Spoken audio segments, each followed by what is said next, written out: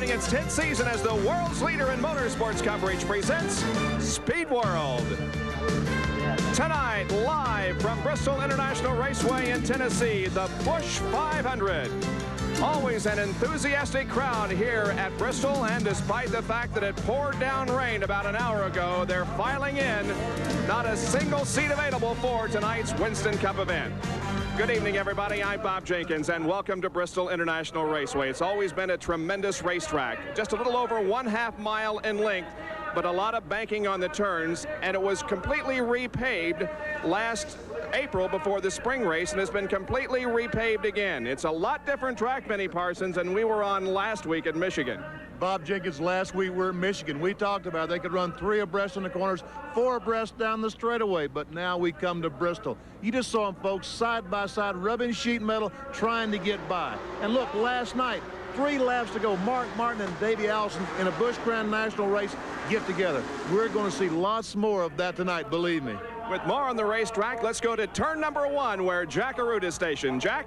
Well, Bob, in addition to the fact that this is a half-mile racetrack, it also has some of the highest banking that we see anywhere on the NASCAR circuit. In fact, it is the highest banked racetrack that we run on. Talladega, many would think, would be the highest. They only have 31 degrees of banking, but right here, it's 33 degrees of banking.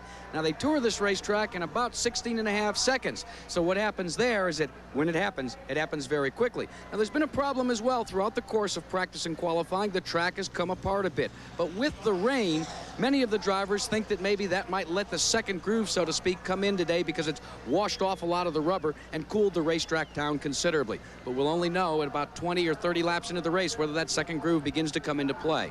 Now, there's another battle of sorts going on right now throughout the course of the Winston Cup Tour, and that's a battle for points. And for more on that, here's Ned Jarrett. And Jack, that battle is getting tighter and tighter every week. Dale Earnhardt still leads, and I would say that he would have an advantage here tonight to keep that lead because he has run so well on this racetrack, has several wins here. Rusty Wallace, who's in second place, he moved from 4th to 2nd last week with his win at Michigan, also runs very well here. He has 2 wins, so look for him to be chasing Earnhardt and maybe moving or gaining a little bit on the point system. Now, Mark Martin hasn't won so far this year, but he's hung in there in 3rd place in the Winston Cup point standings. He likes this racetrack. Look for him to run very well here tonight. Darrell Waltrip has dropped out, or at least a couple hundred points back here in the last couple of weeks. He had big trouble at Michigan last week, and that's one advantage here tonight. He fell out early at Michigan. Well, they only have 32 cars starting this race tonight, where they had 42 last week. So if you fall out early, it won't hurt you quite as much.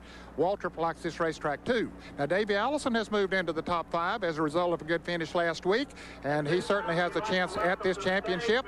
He hasn't had too much success here at Bristol, but look for him to run good tonight. Bill Elliott said last week that he felt he was out of the chase, 286 points behind, but I don't think that's the case at all. I think he still has a shot at winning the championship this year. Now, they're chasing $1 million that Winston will pay at the end of the year. Well, there's another fellow that has a chance to win some big money here tonight, and he's standing by with Dr. Jerry Punch. Well, thank you, Ned. You know, Alan Kulwicki picked up his 3rd Busch pole of the year and 10th of his career, but more importantly, he picks up a great opportunity tonight, the opportunity to win $136,800 of Unocal Challenge money on top of what the Busch 500 would pay. And, Alan, a great opportunity for you. First, congratulations on a great pole run. Well, thank you. You know, it certainly is an opportunity. We certainly thank Unocal for their participation, and you know, what's come to be a very exciting thing. You know, this race here would be the richest short track race ever if we could win it. A great opportunity for Alan Kulwicki. They're getting ready to go green very shortly here. We'll go back upstairs to Bob Jenkins. That Unocal money worth $136,800. If Alan Kulwicki can win tonight, he could very well win more than Darrell Waltrip won earlier this year when he took the checkered flag at the Daytona 500. Our Speed World coverage of the Busch 500 is being brought to you by Mr. Goodwrench. Mr. Goodwrench knows it's not just a car, it's your freedom. By Pronto, featuring quality auto parts at lower prices. By the heartbeat of America, today's Chevrolet. And by the Die-Hard battery, now with more power when you need it most. The effort to dry the track is continuing, but we should be able to get this race started in just a few moments. Return with us in just a few moments to the Busch 500.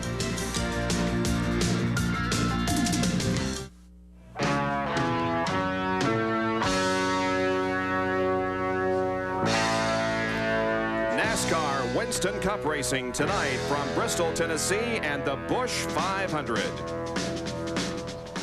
Well, let's take a look at this racetrack that they'll be competing on here tonight. It's 0.533 miles in length. The pole lap time was 16.394 seconds.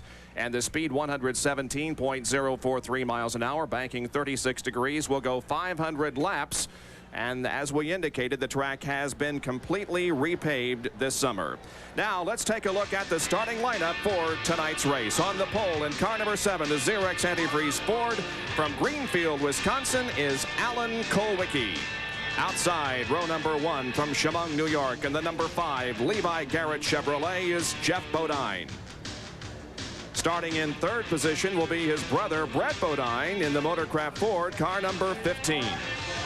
Outside of row number 2 will be Ken Schrader from Fenton, Missouri, in the number 25 Folgers Coffee Chevrolet. In row number 3 will be Sterling Marlin driving the car number 94 Sunoco Ultra Olds. He's from Columbia, Tennessee.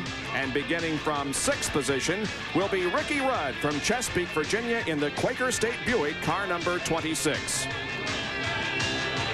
Going from row number 4 will be Dale Earnhardt from Kannapolis, North Carolina, the GM Goodwrench Chevrolet, car number 3, the current Winston Cup points leader. And outside of row number 4 will be Ernie Irvin in the number 2 Kroger Pontiac from Modesto, California. He ran so well here in this spring race. In row number 5 will be Darrell Waltrip in car number 17 and Rusty Wallace in 27. The 6th row has Michael Waltrip in car number 30 and Jimmy Spencer in 88. The 7th row, Rick Mast in number 66 and Harry Gant in 33. Row number 8 is composed of Derek Cope and Terry Labonte, cars 10 and 11.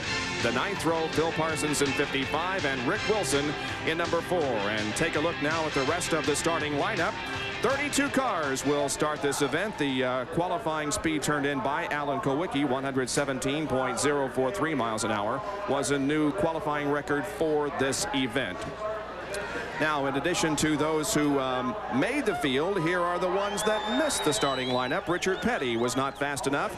Jim Sauter also missed, as did Jimmy Means and Tommy Ellis. Tommy Ellis was driving a Rick Hendry car, and they were supposed to do some filming for a movie that perhaps Tom Cruise will star in, but they have moved those cameras to the number 10 car driven by Derek Cope. So those are the 4 drivers who did not make the field for tonight's Busch 500. And it's too bad that Richard Petty missed the race here tonight. He had a little bit of a problem last night. They normally run faster at night when they qualified for the first round of qualifying last night. And then this afternoon it was much warmer. He got his car to running faster, but when he started to climb in the car, the left rear tire had gone flat. So they pumped it back up as much as they could, but that had to be on his mind as he was out there qualifying, and unfortunately it didn't go quite fast enough. Well, let's go down to the pit area and Jerry Punch, who's with Mark Martin. Well, gentlemen, we're normally accustomed to seeing Mark Martin starting on the front row or in the front 4 or 5 spots, but tonight at a track where he owns the qualifying record over 120 miles an hour, which he set back in the spring, he is starting back in 23rd spot. Mark, a lot of your fans may be wanting to know what happened. Why are you starting way back here? Well, we just had a real bad qualifying effort. The car's really running super today, and I'll be real honest, Jerry, I think this could be the one. I feel as good about this race as I have any race all year long. After last night in the Busch Grand National event, you and Davey Allison have had some time to discuss what happened last night. Today, you both sat and talked for a long time. Many of the fans who watched last night on ESPN saw the bumping incident with a couple laps to go. You went on the win. Davey went on into the wall. What was the discussion like today between you and Davey?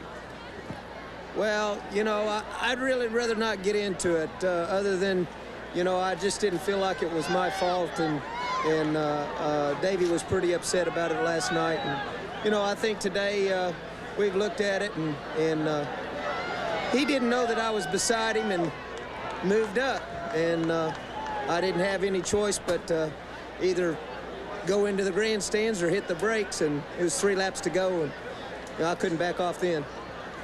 Well, there has been a review of the tape last night from ESPN by the NASCAR officials up in the tower, and they have determined that nothing else happened except just racing. It was good, solid racing last night. Very shortly, we'll be getting ready to go to green for the Busch 500, so stay tuned.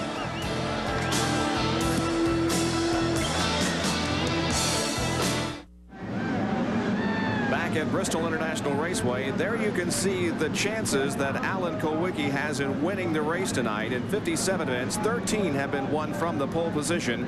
But boy, Alan would sure like to add his name to those who have accomplished that feat, because it sure would put a lot of money in his pocket, Benny. You know, folks, that unit count money they're talking about, Union Oil puts $7,600 every race for the driver that can win the pole position and go on and win the race.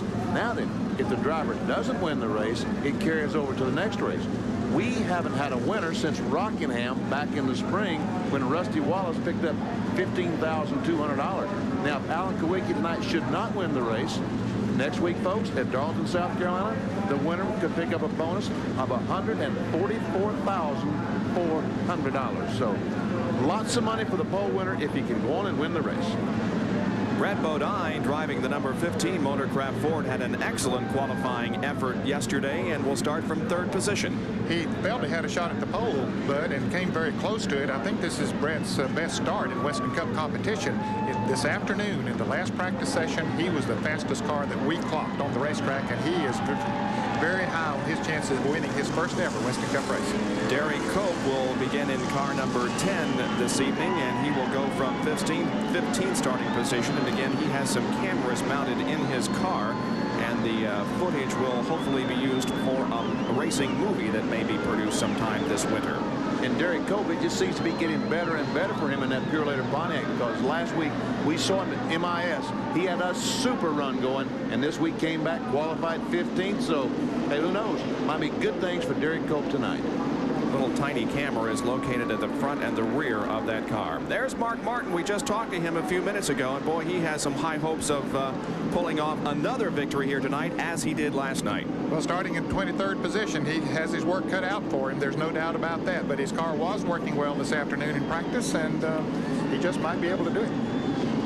We are delaying the start of this race because of a rain shower that moved across the speedway about an hour and 15, maybe an hour and 30 minutes ago. And I'm telling you, friends, it really poured down, and we had even thoughts of this race not getting in, but it appears as if we'll at least get it started. There is Rusty Wallace, who has moved to 2nd in Winston Cup points and is also looking for good things here tonight. Starting in the 10th position on the outside. I'm sure most of those that are on the outside would rather be starting on the inside, because it has been a one-groove racetrack tonight. But Rusty's car is working well, and he certainly would like to get up there. Morgan Shepherd starts the number 75 Valvoline car. He starts 29th, but at least he starts inside. And like Ned Jarrett said, believe me, folks, when that green flag drops, and it's going to be 9 laps from now before they throw the green flag, they're going to take 9 more laps to drive the racetrack out, but they're all going to be fighting for the inside of the racetrack. Let's go to Jack Arute, who can talk about the drawing of the racetrack. Well, as the cars can drive a racetrack, the exhaust headers come down on the track and will dry it quickly. The one place that will not dry as quickly is right here on pit road. You can see there are some dry spots here, but right directly about 2 feet further up, there's some wet spots. Now, the problem there is the fact that you can't do much to dry this area off, and it'll be very, very slick. And you'll have to have your wits about you, especially on this first series of pit stops. All right, thank you, Jack. Now we have 3 in-car cameras that will be operating for us tonight in Kyle Petty's car, the number 42 machine. And boy, we saw some excellent footage from the in-car cameras last night. Rick Mast carried it for us. Harry Gant will also have one this evening in the number 33 car. And our 3rd in-car camera for this evening will be carried by Sterling Marlin in car number 94. And there's another driver, Sterling Marlin, the Sunoco Oldsmobile. A great, super qualifying run for him, and the car is running very, very good. Now, what is this? Well, that's another camera that we have mounted on the side of his car, and right now it's shooting out back. That also should give us some very fine pictures as the race progresses this evening.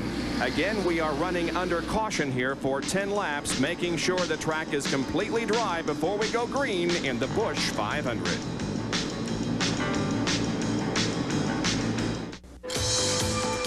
The Chevy Indy V8 that powered last year's Indy 500 winner is now more responsive, more efficient, more powerful. One reason is it's now equipped with this onboard engine computer, which is important, not because it's on Chevy-powered race cars like this, but because it was developed on Chevrolets like this first. The heartbeat of America. Chevrolet. Today's Chevrolet. Back at Bristol International Raceway for the Busch 500 Winston Cup race, which is now under yellow because of a wet racetrack, but is drying very rapidly, and we should get the green here in just a few moments. Now, next Sunday, the September 3rd, the Winston Million, $1 million on the line for Darrell Waltrip if he can win that event. It's the Heinz Southern 500 live at 12:50 next Sunday afternoon, September 3rd. It's part of Race Day America here on ESPN. Our live coverage in addition to the Southern 500 next Sunday comes from the IndyCar race at Lexington, Ohio, the NHRA race at Indianapolis Raceway Park, and the IMSA competition from San Antonio, Texas. That's next Sunday here on ESPN. Alan Kulwicki, you can see the effort that's being made to dry his pit area because the pits are quite slick, although the racetrack is drying rapidly. That's trying to bail water out of a boat with a teaspoon. You know that? I mean, they ain't got a prayer drying that thing off of that little fan. One thing I wanted to, at one point I wanted to make concerning this Unocal Challenge money, we mentioned that in 19 races so far this year, only one driver, Rusty Wallace, has won from the pole position. And you would ask yourself, well, is that usual? Yeah, it is. At this time last year in 1988, in the first 19 races, only one individual had won from the pole position. That was Terry Labonte at North Wilkesboro.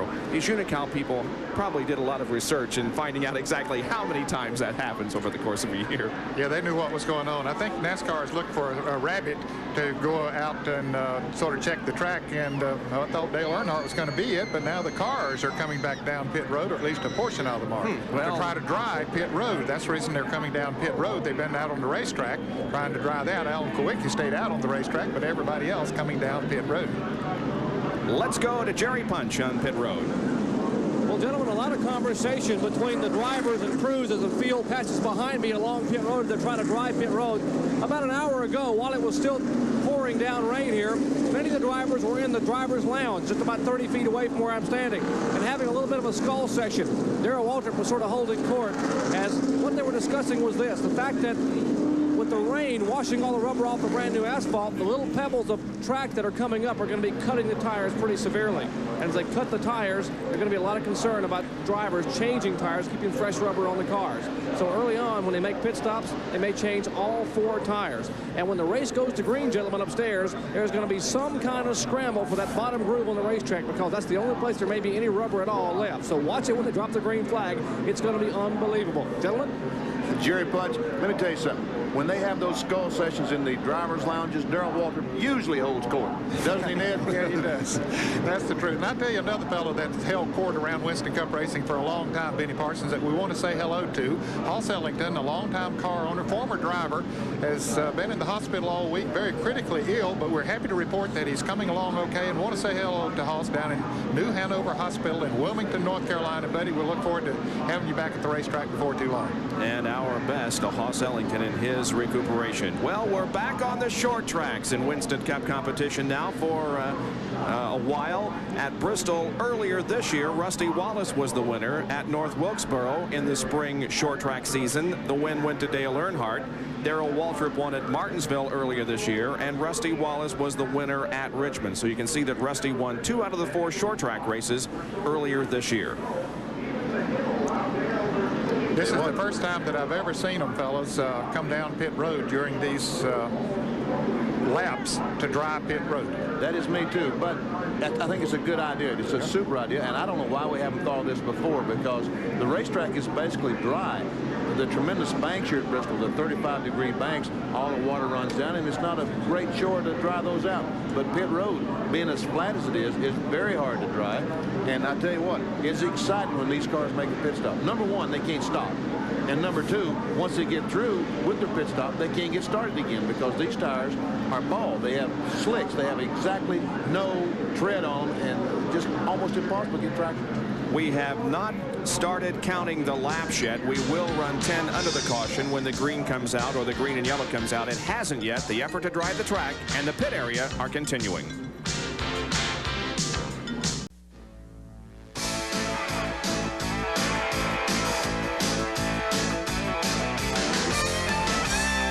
filter designed to exceed all limits also excels within limits. Purelator filters. All-out speed plus dangerous turns add up to one of the most treacherous stops on the circuit. Sparks will fly at the Grand Prix of Belgium, Sunday at noon Eastern on ESPN. Back at Bristol, where it is not raining at the moment, but the track is not completely dry. Now, Dale Earnhardt has been sent out as a rabbit, and he's trying to determine exactly how safe the track is. And, you know, he went around there at a pretty good clip, and here's a fellow leading the Winston Cup point standings, and if he goes into that turn and it's still slick and gets that car into the wall, that's taking a big chance. That's for sure. It's taken a tremendous chance because he can now go to a backup car. 24 hours ago, a very exciting Busch Grand National race here at Bristol International Raceway, the Jay Johnson 200. With 3 laps to go, a controversial ending involving Davey Allison and Mark Martin. We talked to both drivers. I try to race clean with everybody. You know, this is a short track, and I know there's going to be some bumping and rubbing that goes on, but when you just turn a guy from the wrong side into the wall head on, that's uncalled for. You know, if he'd have been up to my door, I'd have gave him room, but he wasn't where I could see him. The guy in the front has the right of way from everything I've been told as long as I've been racing. Well, you know, the car ran good. The Carolina Ford dealer's car was super all night. It's unfortunate it had to end that way. Racing incident on a racetrack. I was beside Davey, and he tried to crowd me out, and I didn't lift. I didn't think that he'd try to pinch me into the wall like that. Here we see they're coming off 4th corner. Davey Allison on the inside, Mark Martin on the outside. They're going down the front straightaway. And Davey Allison comes up just a little bit. Mark Martin touches the right rear corner, but that turns him head on in the wall. This is pictures from inside the Rick Mast automobile. Now here's another shot. Down the front straightaway. You see, Mark Martin was not alongside Davey Allison, but yet if Mark were to back off, Rick Mast is going to beat him. Also, maybe L.D. Ottinger. So it's one of those racing accidents that's going to happen each and every race here at a racetrack where there's just not much room to be racing on. And especially as fast as they run here. Yeah, that's another thing. Those cars are running probably 135, 40 miles an hour at that down the straightaway and moving back and forth. It's a very difficult call, but I would say, Nate, it was a racing accident. I agree. Mark Martin won the race. L.D. Ottinger finished 2nd, Rick Mast 3rd, Dale Jarrett 4th, Dale Earnhardt 5th, and Davey Allison ended up in 14th finishing position in that Busch Grand National race last night here. And that win by Mark Martin was the first ever for a V6 Ford in Busch Grand National competition. We're about ready to go racing, I believe, aren't we? Or they'll start counting the laps, I guess, here. They gave them a 1-lap signal here a moment ago, so they'll start counting the laps, I guess, this time around. They will go green this time around. The lights on top of the pace car are out. And don't go anywhere, friends, because we've got some exciting Winston Cup racing for you coming up here on ESPN Live at Bristol, Tennessee. The green flag is out, and here we go. Well, Jeff Bodine got himself a good jump going into turn 1. Took the lead from Alan Kowicki. Jeff Bodine will lead Kowicki, Brett Bodine, and Sterling Marlin to lap number 1.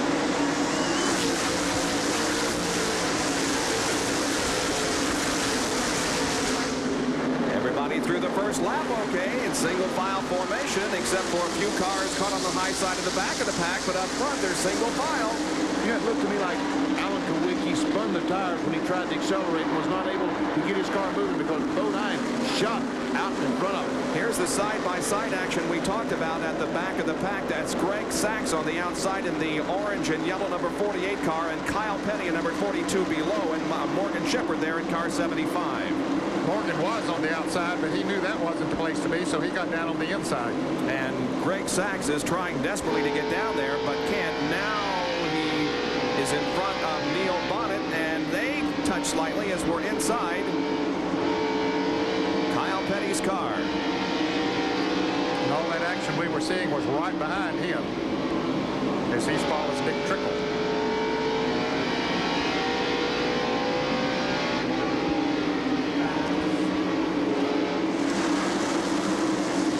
Petty falling off the pace just a little bit. I think he just moved over and let Morgan Shepherd go. Shepherd has been pretty fast, even though he qualified in 29th position. I think Kyle just moved over to let him go. Looks like it's still a little slick out there. Morgan's car is swirling around just a bit. These guys are taking it awfully careful now because, let's face it, this is 500 laps. There's no point going out and destroying the thing now. And you know, one thing that these guys have got to be thinking about is the possibility of more rain. The Weather Bureau saying there's a 50% chance of rain tonight. Skies are once again cloudy to the west of us, so you got to think about the possibility of a 251-lap race here this evening. Jeff Bodine in the Levi Garrett Chevrolet number 5 leads. Alan Kawicki in the Xerox Ford car number 7. First and second, they've separated themselves from the third-place car of Brett Bodine, Sterling Marlin, Dale Earnhardt, and Darrell Waltrip. There is Ken Schrader leading a group of cars down the straightaway. Schrader, then Ricky Rudd, then Ernie Irvan in the 88 car of Jimmy Spencer. Rudd tried to get inside. Schrader almost got the car out of shape. Ernie Irvan won a super run for the Kroger Pontiac. Qualified 13th. And he looks like he's on the way to the front. Remember back in the spring, Ernie ran so well. He sure did. He led part of that race and really looked good. Yeah, he actually qualified in the 8th position here, which I believe is Ernie's best qualifying position so far in Winston Cup racing.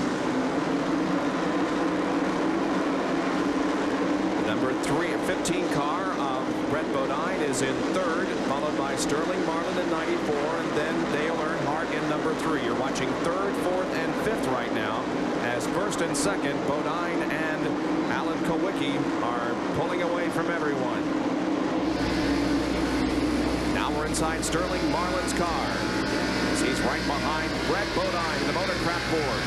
And those were 2 of the fastest cars in practice here this afternoon. However, the track has changed considerably since then because it came that big rain. And also it's cooled off tremendously because this afternoon it was in the 80s, now it's in the 70s, and that makes such a difference in the characteristics of these cars. Looking backwards from the Sterling Marlin car at Dale Earnhardt. There is the lead group. Meanwhile, it is Jeff Bodine and Alan Kawicki as they lap the 48 car Greg Sachs, who is making a pit stop. And still Bodine is able to hang on to about a 2-car length advantage over Kawicki.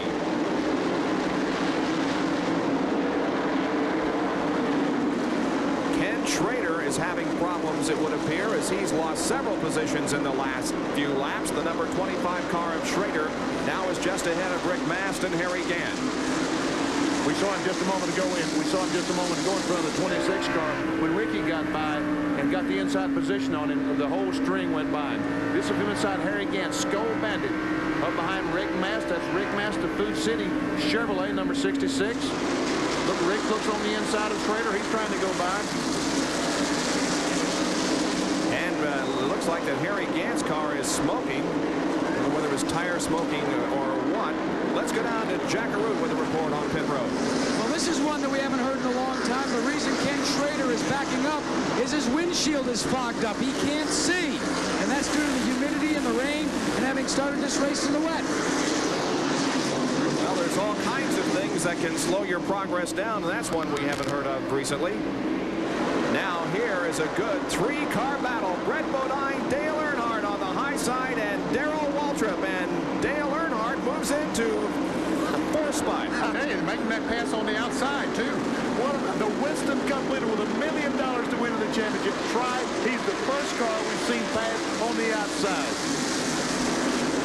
Now looking back at Ernie Irvan and Ricky Rudd as they're side by side momentarily down the front stretch. They get into single file formation. Ricky's trying to go on the outside like Earnhardt did. He's not having the success that Dale Earnhardt had on the outside of Ricky Rudd. There's Michael Waltrip trying to work the inside of Jimmy Spencer. You can see how fast they go down that straightaway as we saw that speed shot momentarily. Boy, any driver that came here this weekend has really got to be scratching his head. First of all, they come to a completely new racetrack, essentially because it was repaved. They found that it was breaking up in parts, so you got to adjust for that. And besides all of that, the hard rain that we had here just a couple of hours ago. Michael Waltrip has a problem. Michael Waltrip spinning, doing a half spin at least to the inside of the racetrack. He has it straightened out and will go into the pits on the backstretch, and there will be no yellow flag, but Michael Waltrip does a half spin, and now we continue to see Alan Kawicki's pursuit of Jeff Bodine.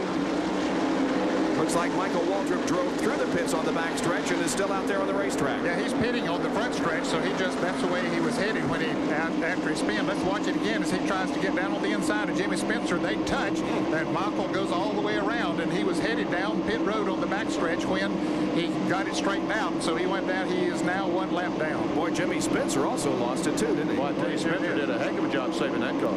And that is Rusty Wallace there on the outside, hoping that he did not become involved, and he did not.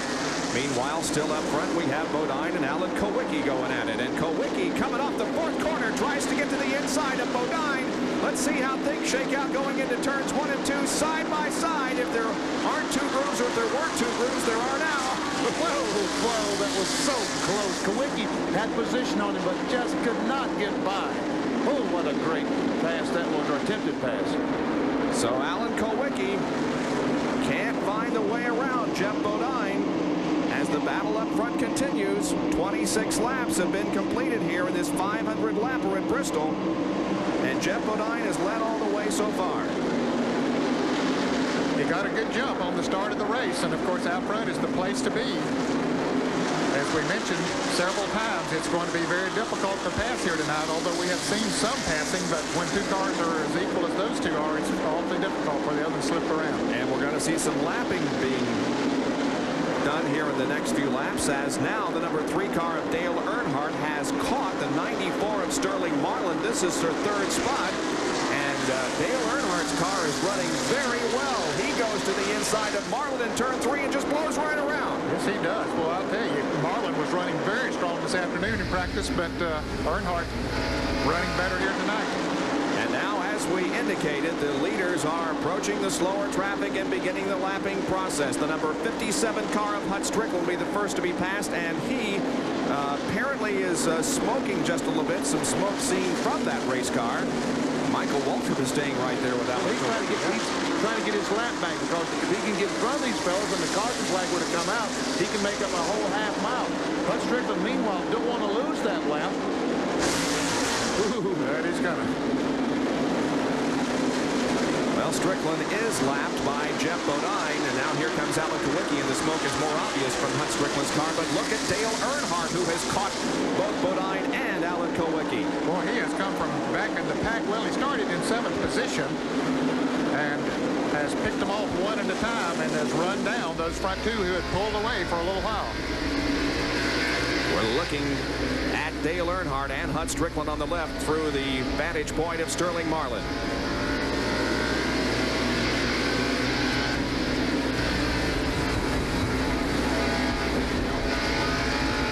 Trying to pass Hut Strickland and lapping. He does so.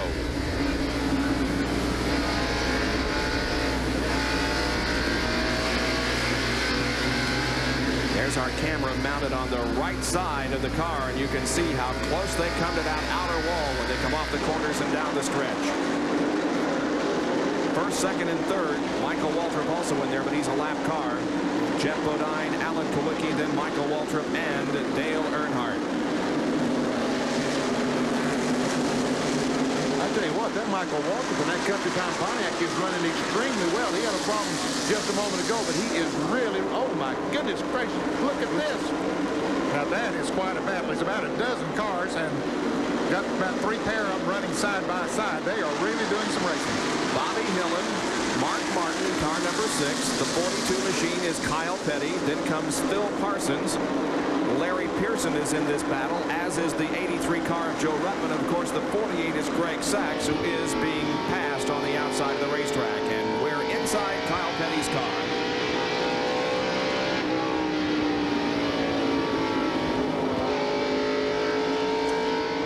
The leader still trying to work slower traffic. Boy, and it's not necessarily that slow traffic back there. These cars, you know, they've been running very fast, but they just they're in heavy traffic all the time themselves. Some of them are being held up a little bit, and, you know, their leaders had a free track to run in there for a while, so they just ran them down. You know, Michael Waltrip, he lost a lap a moment ago when he had spun out and went down the pit road, but, you know, it might be an advantage to him because he's with the leaders and all the other cars. Oh, look, he tried to go inside Kowicki. Almost got inside the left rear of Alan Kowicki. but it might be an advantage being able to run the lead. Well, it could be. At least he gets the advantage of the move-over flag, the passing flag. Kawicki, some smoke off those. That was smoke off Kawicki's car, wasn't it, Bob? Yeah, I think it was. I think it was tire smoke, but I think you're right. Just a little bit evident. Dick Trickle is the car right ahead of the leader, Jeff Bodine, at the triangle lap. And Bill Elliott's right in front of him. So Elliott may go down a lap here in the early going. Kawicki, meanwhile, would like very much to pass Jeff Bodine and take over the lead. And Michael Walker would love to get. Oh, here comes Earnhardt. He gets by Michael. Earnhardt has been the star of the show in the first 42 laps. Yeah, he's dialed in, no doubt about it. Look, the smoke off Earnhardt's car. Is that tire smoke? Maybe so. Dale Earnhardt really hustling that thing right now. He's the defending champion of this race. It's so, there is just no room. It's so close. Oh, Kawicki is on the outside of the Bodine car, and Earnhardt on the inside of Kawicki. Let's see if we have a change for second place here. Kawicki and Earnhardt go into the corner side by side. They come out with Kawicki in a slight advantage. Well, look at Earnhardt now come back down on the inside. He's just going to bulldoze his way right on through there. And Earnhardt has second. Alan Kawicki drops back to third. Jeff Bodine having trouble holding the spin. Sterling Marlin is spinning in turn number 4. He's on the bottom of the racetrack, and no other car is going to be involved. And Sterling Marlin will keep going. No caution flag. We've had 2 spins, but no cautions. And now the lead goes to Dale Earnhardt. Earnhardt has the lead as he was able to pass Jeff Bodine. And Michael Waltrip has been able to get by both of those cars, both Bodine and Earnhardt, and Alan Kawicki. And look, he's on the inside of the 3 car. No, he didn't. He backed off a little bit. But I tell you, the 2 best working cars, it looks like right now on the racetrack, are Dale Earnhardt and Michael Waltrip. Yep, it sure does. And it's too bad that Michael had that half spin a few laps ago, or he could be charging up through the pack rather than trying to get his lap back. And Bill Elliott goes down a lap. Boy, that's a shame. Bill Elliott, early on, getting a lap down. Let's go back and take a look at the spin by Sterling Marlin. It occurred in turn number 4. Looks like he just tried to get inside Alan Kawicki, and Kawicki came down. Sterling tried to turn away from him and half spun his car. Almost exactly the same thing that happened to Michael Waltrip earlier on. Except at the opposite end of the racetrack. Now we're back inside Sterling's car as he tries to make up lost ground. Well, the lead now held by Dale Earnhardt. Running in second position is Jeff Bodine. Third is Alan Kawicki. Fourth, Darrell Waltrip. And fifth, Ricky Rudd at the Busch 500.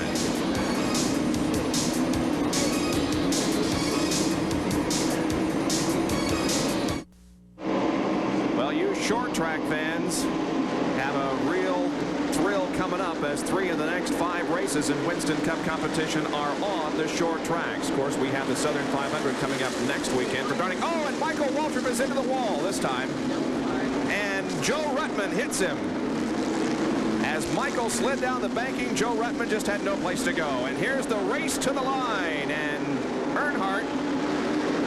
Well, he had just lapped Mark Martin, and he wanted to keep him a lap down. Terry Labonte and Davey Allison, the 2 cars in front of Earnhardt, were almost a lap down. He wanted to catch them and pass them. But here we see Michael Waltrip. He's moving around inside the car, but a lot of damage done to the Country Time Lemonade Pontiac. We'll take a look at it once again. Now, Michael is already sliding to the wall here. Look, I mean, I can't see any reason for it. He may have had a flat tire or something going in the corner. And here comes Joe Ruttman. And boy, I tell you, that Bullseye Barbecue Sauce Oldsmobile did not need to hit Michael Walker because they've had a terrible. Oh, he's trying to get underneath Morgan Shepherd in the Valvoline Pontiac. Exactly what happened to him just a moment ago with Jimmy Spencer, or almost the same thing. So our first caution period of the evening, and Dale Earnhardt, the lead of the race, is in the pits as they change tires on the right side. Let's go to Jack Arute. Jeff Bodine has come on to pit road for service in the Levi Garrett team led by Waddell Wilson. They have made a change in the handling. Let's check in with Jerry Punch with Alan Kawicki. Well, Alan Kawicki had to back up Jack Arute to get out of pit. He was blocked in by the Sterling Marlin car. They changed right side tires, and they have now left the pit. Let's go back to Jack Arute. Well, they just completed the work on Jeff Bodine's car, and he will be the first out of the pit road as Kawicki beat him out along with Earnhardt. Let's go to Rusty Wallace and Jerry Punch. Left side tires finishing up for Rusty Wallace and Kodiak Park. Pontiac, he is down and away as they have made a 4-tire change for Rusty Wallace. Likewise, Davey Allison and a lot of others coming in for 4 tires. It'll take them a little longer to get back on the racetrack, but they have completely fresh rubber all the way around. Gentlemen? All right, so the first set of pit stops completed here at Bristol at the 61 lap mark. We are under caution because of a crash over in turn number 2 involving Michael Waltrip and Joe Ruttman. And the cleanup continues in that area of the racetrack. We'll be back with more live coverage right after this.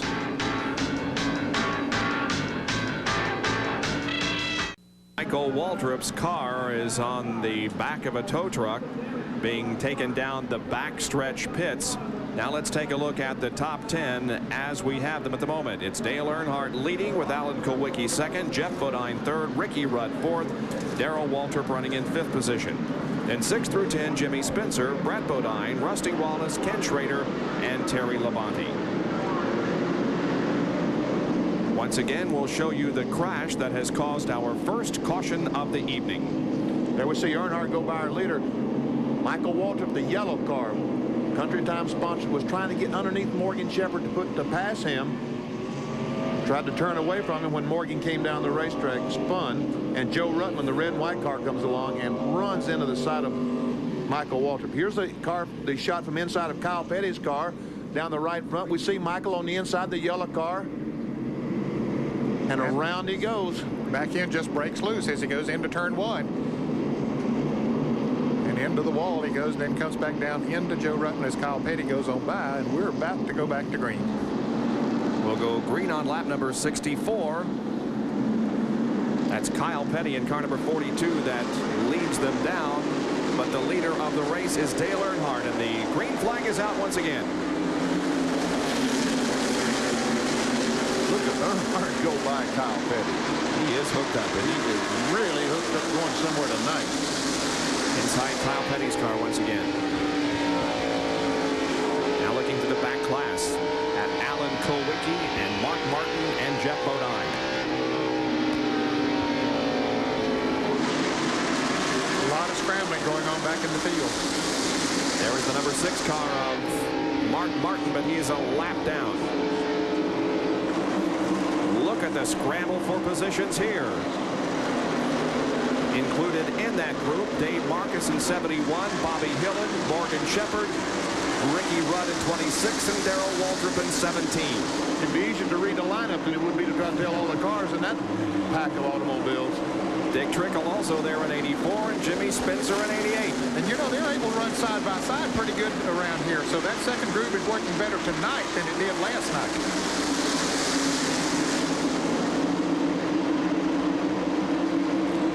Jack Arute said at the top of the show that second group might come in after about 50 or 60 laps, and sure enough, it's working pretty good. So we might see, as we've seen so many times here in the past, as this race goes on, we might see that being the faster group as they go in and sort of diamond the track, go up high, and then come back down low.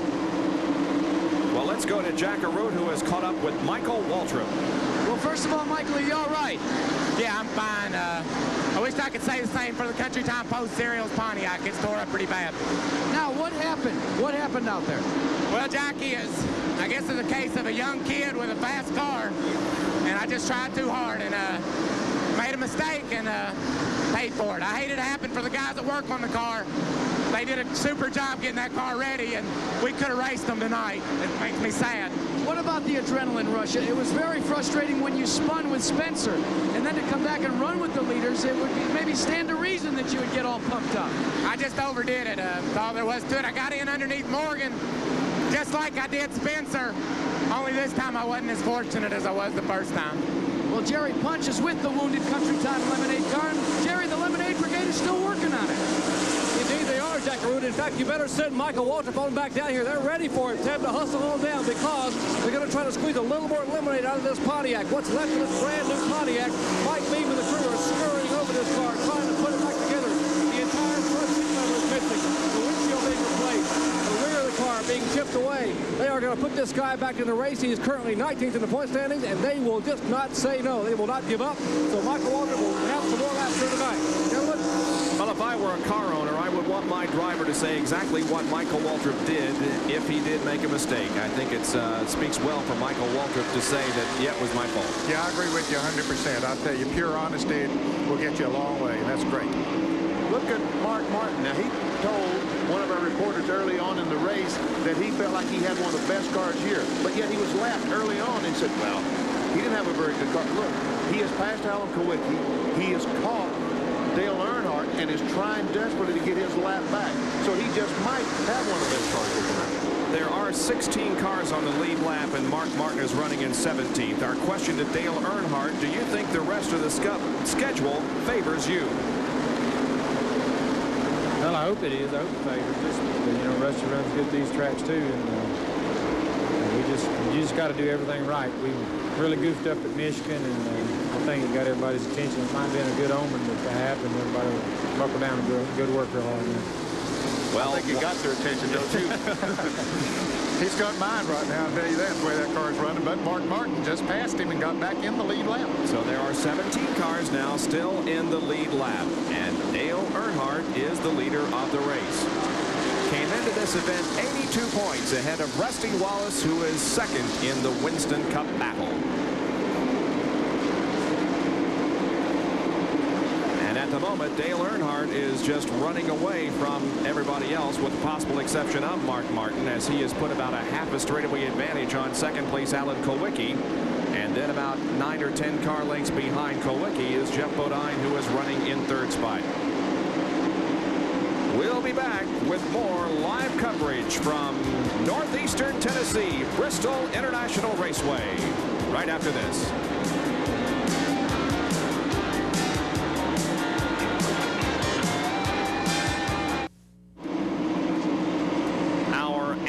Coverage of the only night race on the Winston Cup schedule, the Busch 500 at Bristol International Raceway. Tomorrow at noon Eastern Time, a much different form of auto racing, but nevertheless some excitement, as it always is, at Spa-Francorchamps in Belgium. The Belgian Grand Prix, noon tomorrow Eastern Time here on ESPN.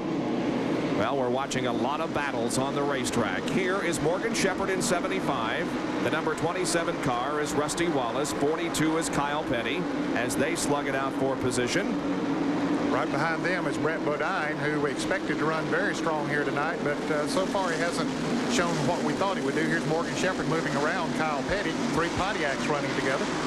You know, Ned, I've started to say several times tonight, well, there's Rusty Wallace. Last week, he was the dominant car at Michigan. And I've started to say several times that, well, Rusty just isn't running like he normally does. But, you know, I'm not, after sitting here and watching this thing for about 50. Oh! And Sterling Marlin spins again, takes Brett Bodine around with him over in turn 2. That's the second time that Sterling Marlin has spun this evening, and this time Brett Bodine is also involved. The 6 car, let's see if Mark Martin.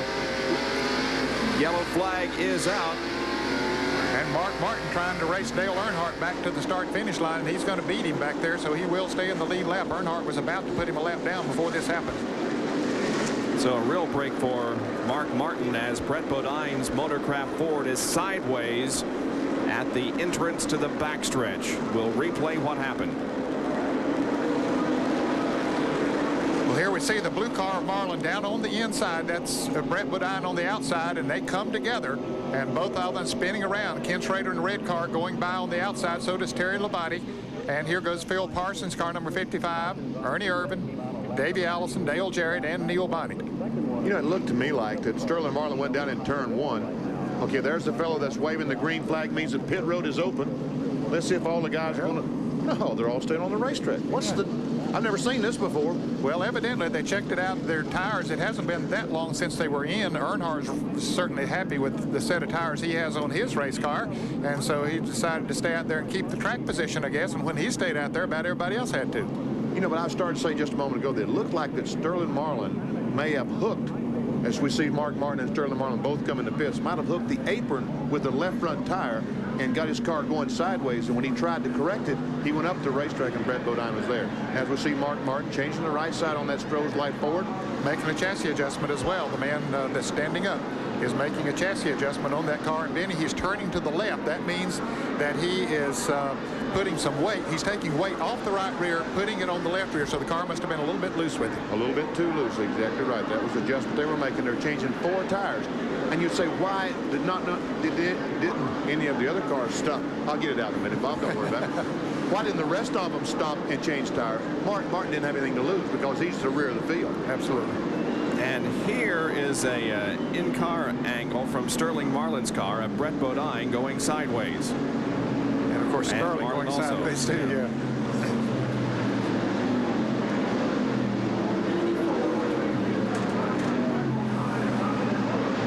Well, we're about to go back to green after this melee on turn 2. We expected a lot of spins here tonight. Well, in the race here in the spring, a record number of cautions flew during a Winston Cup event, 20. That set an all-time record. We'll let you see the field as it goes down the backstretch, preparing to restart this race on lap number 94. Well, Brett Bodine and Sterling Marlin are both still in the race, so it didn't knock them out. They both have made pit stops. Pace car off. Green flag is unfurled, and we're back to racing. Still Dale Earnhardt leads with Alan Kulwicki second. Jeff Bodine is third, followed by Ricky Rudd, and Jimmy Spencer is running in 5th. Now, Brett Bodine did lose 2 laps as they made repairs on his motorcraft Ford, but he is back in running.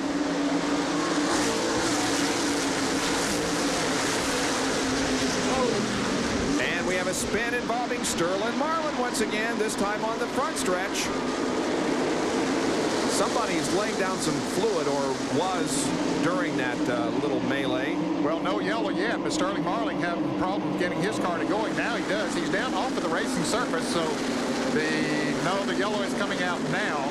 Apparently they feel that there might be some fluid down there. It looks like the Sterling Marlin may be losing some of that fluid. I see some down in turn 1. Here's a race back to the line. Nobody's going to get a lap back. Ernie Irvin tried, but failed. Boy, he did try. Almost ran over Alan Kulwicki.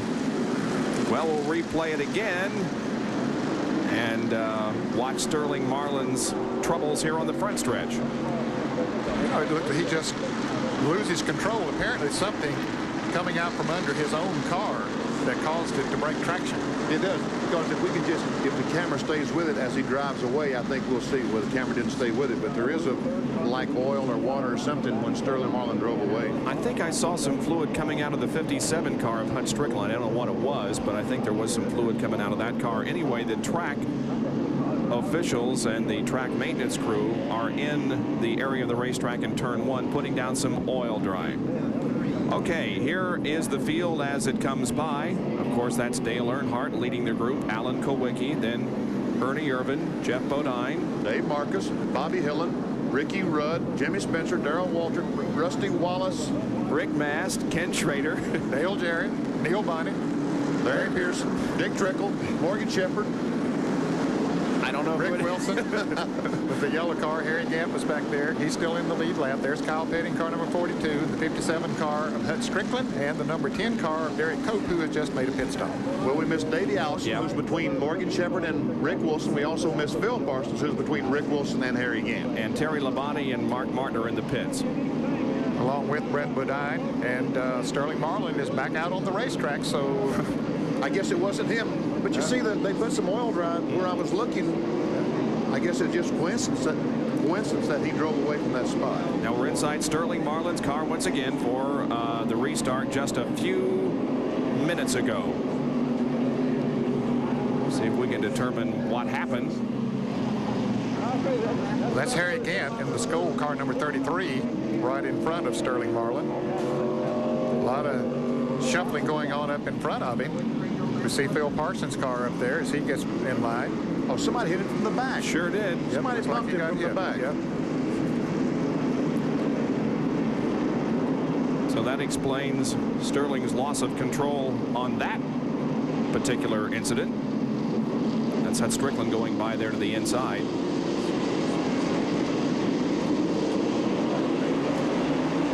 And there you can plainly see the contact that Sterling Marlin had. That causing Mark Martin on the inside, I think, that touched it. Yep, you're right. Sure was. Okay, we're back to green, and the race resumes on lap number 100. We're 1/5 of the way through the Busch 500. Dale Earnhardt leading. And the 2-car, the white car, Ernie Irvin, he's a lap down, trying to get a lap back. He wants to go up and pass Dale Earnhardt. Don't you know that would make his whole night if he could just pass Earnhardt? Don't matter if he wins the race. There are 13 cars on the lead lap, and Ernie Irvin enlisted in 14th position. 1 lap down. Alan Kulwicki is that 3rd car. Then Bobby Hillin and Jeff Bodine as Bodine moves to the inside of Bobby Hillin. Meanwhile, Mark Martin. And it looks like there might be something coming from the rear of his car, some smoke, Bob. Let's watch it as we go down into turn 1. Jack, what about it? Well, Ned Jarrett is absolutely right. There is a lot of smoke. Here's what's developed. He may be the fastest spin guy. involving Sterling Marlin over in turn number 2. What is going on? And Brent Bodine also involved once again. So the same 2 cars that caused the most recent caution cause another one. And Bob, that'll be a break for Mark Martin because they have developed a serious oil leak. They think one of the hoses, one of the fittings has been cracked, and they intend to change it during this pit stop. So this caution flag will be very beneficial for Mark Martin. He has been one of the fastest cars here at Bristol International Raceway in the Busch 500. But he has a long way to go from the back to the front if he hopes to win this race tonight. We'll be back with more from Bristol.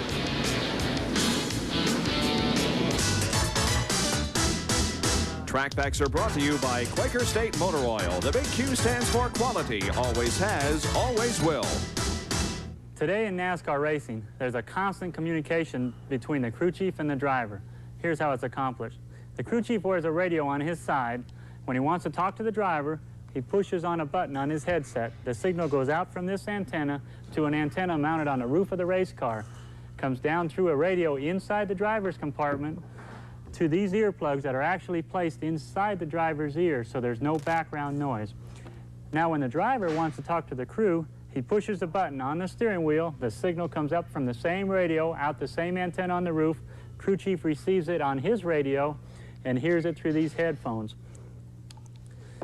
That's a whole lot better than it used to be when we used to wave the drivers into the pits. Or use the old pit signs that we used to see. The top 15 at the end of 107 laps here in the Busch 500. We'll be back with more of our live coverage right after this.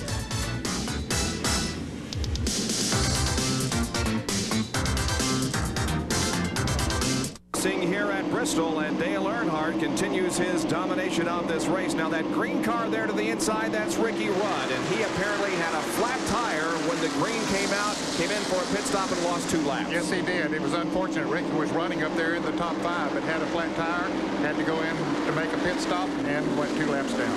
There's second place, Alan Kulwicki in the number 7 car. And that's also Brett Bodine there in 15. And at the same time that he had the flat tire, Ricky Rudd had the flat tire, Larry Pearson in the Chattanooga Q Buick had a flat tire.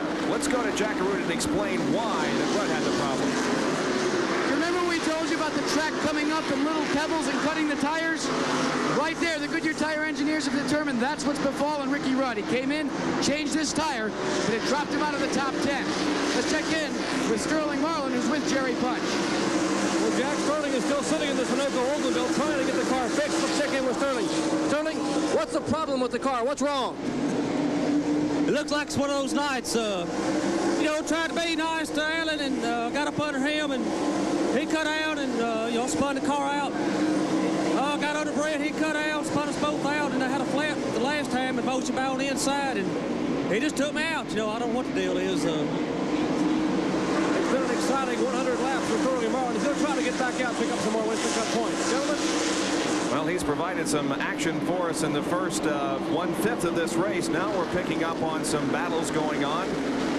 Harry Gant, Davey Allison, the 84 of Dick Trickle, and we are inside Harry's car now, looking out the back glass to Davey Allison. Right now, Harry is in 9th and Davey is in 10th.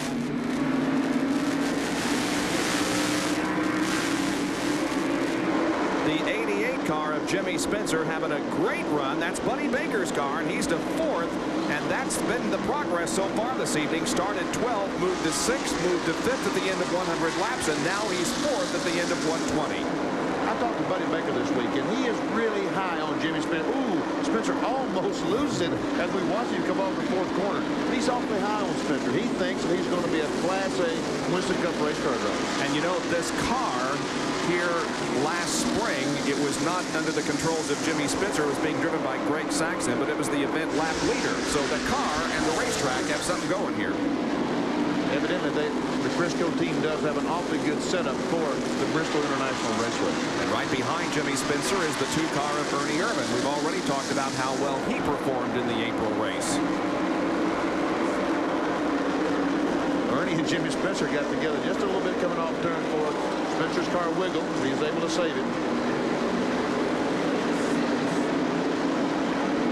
Dale Earnhardt continues to lead, coming down here and completing lap number 124. Alan Kulwicki running second. Jeff Bodine is third. Spencer is fourth, and Darrell Waltrip running in the 5th position. There is Darrell Waltrip, the bright orange car, number 17.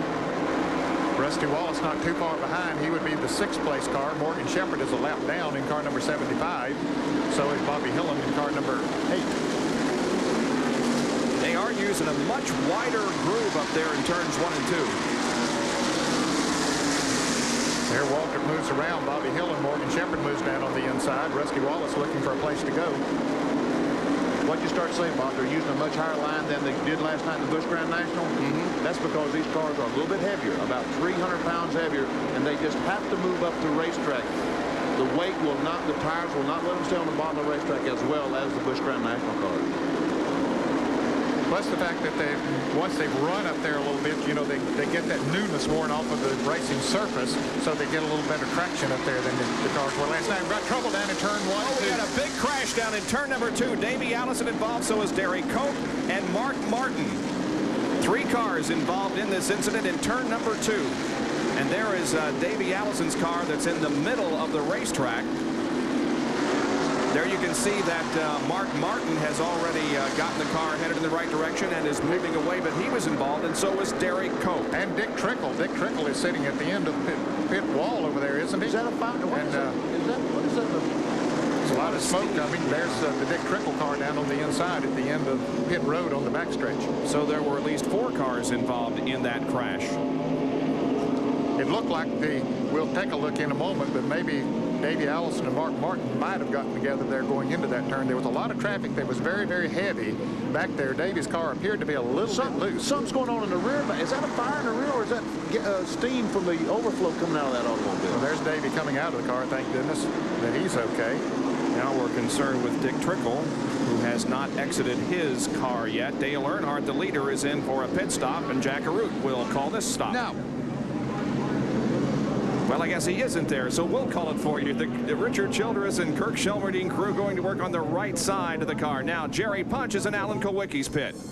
Well, they have changed right side tires. They come around to the left side of the Xerox Ford, and then Billy Engel has the big jack underneath the car, pumping hard, and they are putting the left side rubber on the car. Alan Kulwicki just biding his time. Earnhardt on top of the screen. Kulwicki on the bottom. Kulwicki is out of the way. He will follow the Rusty Wallace car down pit road. Both cars headed down pit road back to turn 1 as pit work has been completed. Gentlemen. So both move back out onto the racetrack as the cleanup is underway in turn number 2. Davey Allison's car is still on the in the middle of the racetrack, and Dick Trickle's car is at the entrance to the pit area on the backstretch. We'll be back with more of our live coverage after these messages.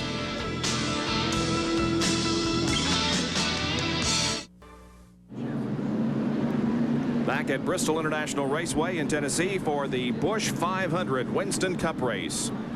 Now we're under our 5th caution of the evening because of this incident in turns 1 and 2.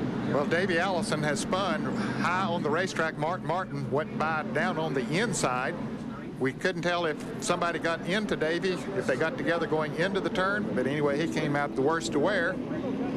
And there is the work that's going on in the Mark Martin car right now. Also involved in that crash, Dick Trickle and Derek Cope. Jack Arute is with Davey Allison. And Bob, good news, he's okay. But Davey, what happened up there? Jack, I'm not sure. Car just broke loose going in the first turn, and I couldn't save it. I tried to get it turned around and get it backed up against the wall as quick as I could, but I couldn't keep it up there. The track is just so slick out there right now. I slid down in front of some other cars and got hit a couple of times. I hate it for everybody else that got involved in it, but I'm not sure what happened. Well, a tough break. This is 2 nights in a row that he's had to come to the infield infirmary and been released, but he's out of the race early tonight as well. Another honest race driver there. Said it, lost it going into the first turn, and I tell you, my hat's off to those guys whenever they say that. Well, you know, one of the terms we hear a lot about is toe in and toe out. Well, what is it all about? Benny Parsons can explain in another track fact.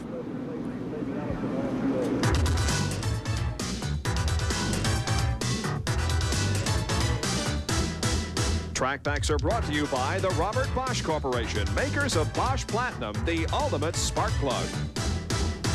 Toe in on a race car is a very important thing. Toe in is making sure that the front tires go straight ahead. And how these fellows do it is they pull a car up on front end plates. These are the plates, and they revolve so that we make sure we don't have any deflection in the rubber in the tire and get a false reading. And then they establish dead center on the steering box. See the yellow dot on the steering box? That means that the steering box is going straight ahead. Then they put the steering wheel holder on the steering wheel to hold the steering box straight ahead. They take a string, go down the left side of the tire to make sure that the left front tire is going straight ahead. And they use the turnbuckle down there that you're seeing now to adjust the tire in and out, whichever way it needs to go. Then you take the toe stick around to the right front. Now, at Daytona and Talladega, you'd want to set the toe in about 1/32 out, toe out, because you don't want to scrub any speed down the straightaway. All the rest of the racetracks, 1/8 toe out. That's all you ever wanted to know about toe in and toe out. And we'll be back with more from Bristol International Raceway after this.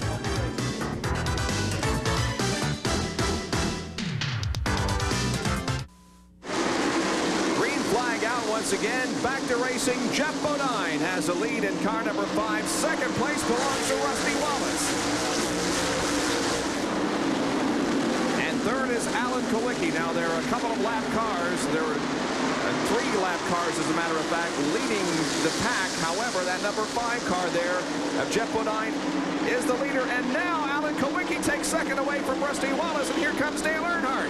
That could be a big pass because Rusty Wallace wanted to get up and lead this race because it pays 5 bonus points if you can lead the race. We know Rusty desperately wanted to lead, but this car is going backwards in the rush. There might be something wrong with that car. Here comes Jimmy Spencer to take away another position, and Ken Schrader now right behind Rusty Wallace. Kowicki has second now in the number 7 car, and Earnhardt is third in number 3. Bodine continually that number 2 car. Ernie Irvin is a lap down. Or actually at the tail end of the lead lap, I should say, and so is Morgan Shepherd in 75, who is ahead of this group. And Ricky Rudd, who had lost 2 laps a little bit earlier, is back. He's only 1 lap down now. He's at the tail end of that second lap as he tries to get around Morgan Shepherd up front there. So there are actually 11 cars that are on the lead lap. Ernie Irvin is in 11th position, and the 75 car, Morgan Shepherd, is in 10th. Well, Ernie Irvin's fighting desperately to stay out there and in front of Jeff Bodine, just in case there's a caution comes out. Morgan Shepherd car getting extremely loose up in the corner. Rudd tried to get by, could not make it. Morgan Shepherd leading this group, but the car obviously very loose. It's going to be interesting to see Bodine and the others trying to get through these 3 cars. Ricky Rudd going to the inside of Morgan Shepherd. But he couldn't make it work down there. Now Morgan goes high again, and here comes Rudd down on the inside, and they touch coming off the turn. They just didn't touch, they hit pretty hard. Now Ernie Irvin and Ricky Rudd have some paint trading going on. And boy, Jeff Bodine has got to be thinking, I wish you guys would quit that. What about Dale Earnhardt? The Winston Cup leader back, he's what, 6th in this line of automobiles? Yeah, running in 3rd place in the race, but running 6th in line there. Now he's trying to make a move on Alan Kowicki. I think those cars up front are maybe holding the leaders up a little bit. Not a great deal, but everybody is being very careful not to overstep that line between looking good and putting yourself in a disastrous situation. Nobody willing to pass at the moment, just kind of waiting things out. Earnhardt's going to look on the outside. His car is able to run inside, outside, wherever. Morgan moves up a little bit again. No, and Earnhardt is on the inside of Kawicki, trying to take second place away. This may be our pass. Let's see if Dale Earnhardt can make it work down on the bottom of the racetrack. He and Alan Kawicki are side by side as they cross the line and go into turn number 1. Neither one willing to give an inch. Now Earnhardt has the pass. Here comes Jimmy Spencer to challenge Alan Kawicki.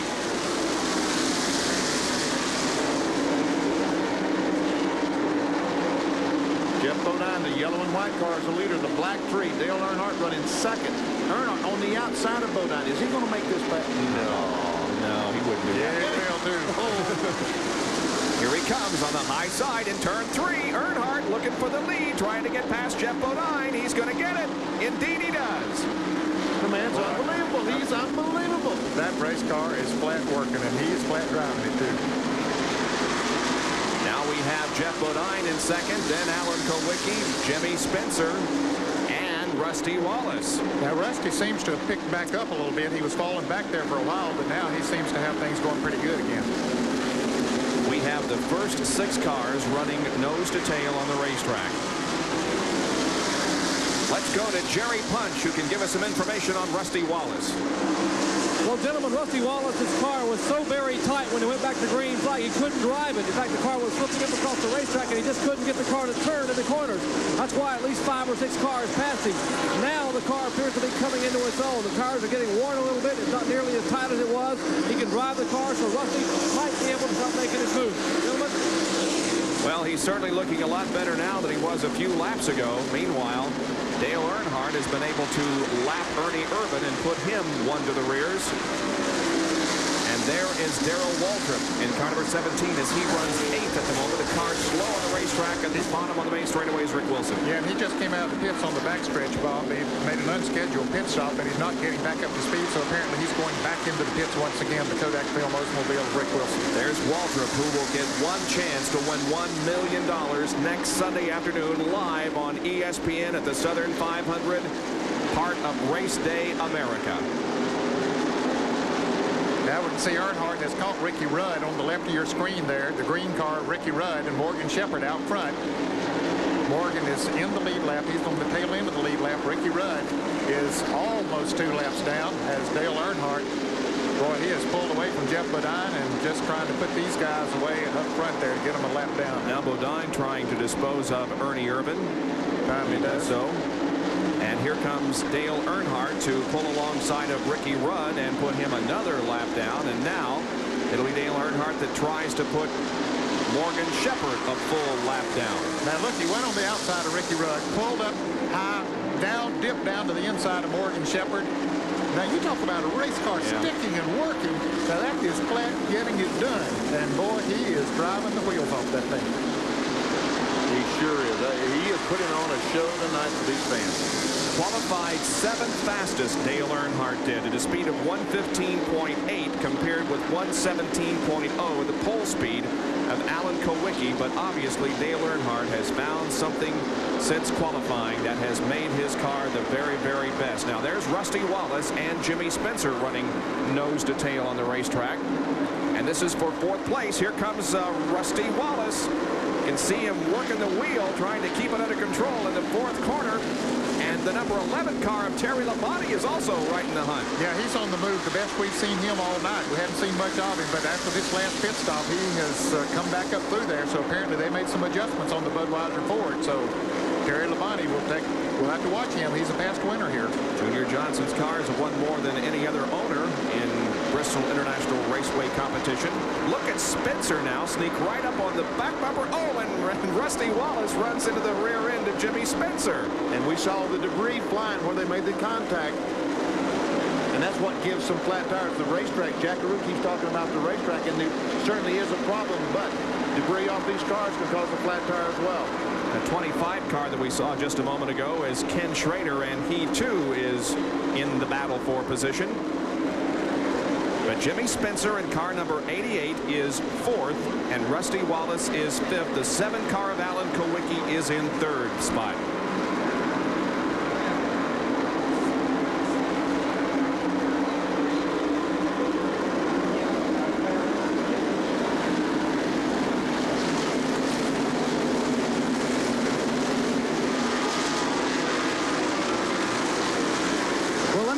To date on Terry Labonte's car. You aren't going to believe this, gentlemen, but checking with Tim Brewer, asked him what sort of adjustments did they make on the last pit stop. He said absolutely none. We haven't changed the car all night. In fact, they're a little upset with Terry. They said he can go even faster if we can just get him to go down low instead of searching for the high groove. That's kind of unbelievable to me. Well, it could be, Jack, that the track is coming to him the way the car is set up. The track will change as the race goes along, and the car could have been a little tight early on, and now it's working to his advantage. Well, Ned, a lot of the drivers were complaining early on that the track was a little too tight for the way they set it up. In fact, during the stops, some of the initial stops, some of the teams did loosen the cars up. And those are the cars that seem to be not doing as well right now, so you may indeed be correct. Terry Labonte was the winner of the Busch 500 back in 1984. This is his 22nd start here at Bristol. And he's already won twice in 1989 for Junior Johnson, but he will be leaving that team, of course, next year to form his own. The black and white 55 right behind Labonte is Phil Parsons, but he went in the pits just a little bit ago and spent some time in the pits, so that's not the position, but Phil running awfully well. There's Darrell Waltrip in car number 17. He is running in 8th position. Behind him is Bobby Hillen and Mark Martin. Both of those guys are a lap down. Harry Gant, the number 33 car, the green and white machine, is in 9th, and the final car on the lead lap. That's Harry Gant, and here we are riding with him. You can see Mark Martin there for a moment was side by side with Terry Labonte. Now they get into single file formation going through the corners.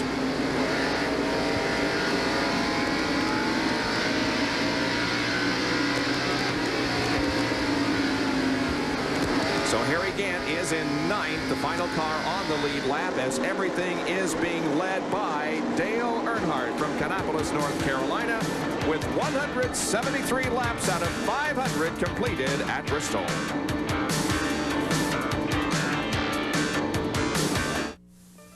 It began as an idea on the sands of Florida's beaches. And today, it captures the gamut of emotion.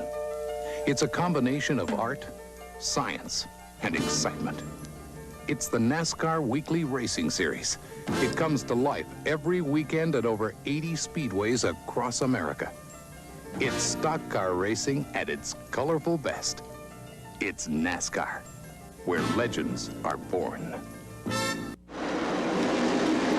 We have a new leader. Number 3, Dale Earnhardt, has been so dominant in the last few laps, but he had to make a pit stop. A tire probably was the story. Is that right, Jerry? That's exactly what happened, Bob. In fact, Earnhardt was a lap down now because of this right rear tire. He cut a right rear tire. You see a small sliver of cut here. You can feel the air coming out of the tire. A tough break for Earnhardt. But this car is so very fast. One lap down doesn't mean a lot to this team. Gentlemen. Now, Alan Kowicki has taken over the lead, Bob, and this is the first time. It's hard to believe that Alan Kowicki has led a Winston Cup race since the Coca-Cola 600 at Charlotte back in May. He has just had some miserable luck in the last few races, although he did put together a top 10, a 10th place finish last weekend at Michigan, and had a 5th at the Firecracker Pepsi 400 at Daytona. But he's also had a lot of engine problems that has really dropped him in the point standings. As a matter of fact, he was in the top 5 at one point. But he's leading here tonight over Jeff Bodine and Rusty Wallace as Dale Earnhardt is a lap down. But as Jerry indicated, that doesn't mean a whole lot if that car of Earnhardt's can work now the way it was earlier. Yeah, he can run the leaders down. He's about 4 or 5 seconds behind them right now, but he is the fastest car on the racetrack. So I think he'll get back in the lead lap. He'll be a contender here before this thing's over. Well, Phil Parsons in car number 55 is at least 2 laps down to the field, but this battle for the 6th position involves the 25 car of Ken Schrader and the 11 car of Terry Labonte. up front. It's a single file formation involving Alan Kulwicki, Jeff Bodine, and Rusty Wallace. Now this is one heck of a race right here. I'll tell you folks, these cars are very evenly matched. Kulwicki passed Bodine a moment ago. Now it looks like Bodine wants to pass Kulwicki back, and Rusty Wallace, he's been watching the whole deal. A Ford leads, a Chevy second, and a Pontiac third. And now Jimmy Spencer in car number 88 is being passed by Phil Parsons, who again is at least 2 laps down to the field, but he may have gotten things worked out on that car. Here is Bodine and Alan Kulwicki touching coming off the 4th corner. Boy, you see a lot of good rubbing going on. Boy, oh boy, what a race. Kulwicki just not able to drive away, but neither is Bodine able to get by Rusty Wallace. Again, watching everything, not able to get by these guys, and we know Wallace wants to lead desperately. Wallace wants to lead desperately and wants to win desperately because he wants the Winston Cup after losing it last year. And look at Dale Earnhardt. He's on the march once again. Now remember, he's a lap down, so he's going to have to catch and run down the leaders and then hope for a caution, but he is definitely moving. Yes, he is. He just moved around the 4th place car of Jimmy Spencer there and is pulled away from him. And those 3 cars up in front of him might be pretty tough to pass, but he is really on the move right now. Dale Earnhardt is 10th at the moment, a lap down. Meanwhile, that battle for 2nd place is good now between Jeff Bodine and Rusty Wallace. There is Dale Earnhardt, and you can see how close he is to the lead pack. Once again, Rusty Wallace looking to the inside of Jeff Bodine, coming off corner number 4. Rusty tries to position himself to the inside and may have lost more than he gained on that deal. Here comes Phil Parsons. Yeah, Phil is really running good now. Whatever problem he had, maybe he had a flat tire, but he lost a couple of laps. But that Crown Skull Oldsmobile is running very good. But here's Dale Earnhardt in the black car, right in the back of that 4-car pack. He's coming on.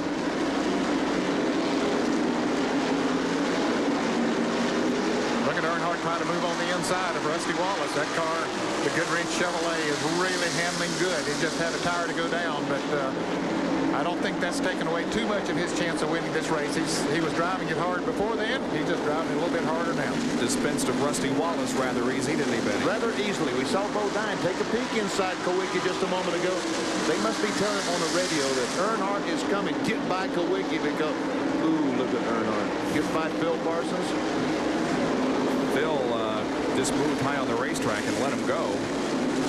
Now, one thing, when Earnhardt had to make his pit stop, Morgan Shepherd, he had put him a lap down. Now Morgan has gotten back in the lead lap. He's pretty far out in front of the leader, so he's riding pretty comfortably out there. As long as they battle for that lead, well, he's able to stay out there, and should another caution come out, Morgan Shepherd will be back in this thing. Let's see if Dale Earnhardt can pass Jeff Bodine, 2nd place. Here he is, working to the inside. Once again, off the 4th corner. They come down the straightaway. Earnhardt and Jeff Bodine running side by side. Off the 2nd corner. They're still side by side. So watch him drive her deep down on the inside. He'll get the position this time. Yeah, he's got it. Well, maybe not. He broke loose just a little bit coming over that turn. And couldn't get... Oh! Touch, and around Bodine goes. Boom! Into the wall hard with the back end. Jeff Bodine hit it with the left front and then the left rear. And the 5th caution make it the 6th caution period of the evening is out. Jeff Bodine in the wall in turn 2. And Dale Earnhardt did not get the lap back, did not beat Kulwicki back to the line, so he's still a lap down. Bodine has gotten the car off the wall and is limping toward the pits, but I don't think he can steer it. Something is wedged there by their left front tire. Well, plus the left rear tire is completely flat. You can see that it's almost off the rim. A lot of damage done to the Levi Garrett Chevrolet. Very tough break for him. It looks like the frame is dragging on the car, and he barely can get the thing to move. All right, so we're going to have pit stops once again. Jerry Punch is in Alan Kulwicki's pit. Paul Andrews, Bill Engel, the crew, and the Z-Rest crew going to work on Alan Kulwicki's car. And we'll change all 4 tires under this caution flag. Right side tires going on the car, while Paul Andrews has the left side lug nuts taken off. Bill Engel will scamper around the car, put the jack beneath it, and they will...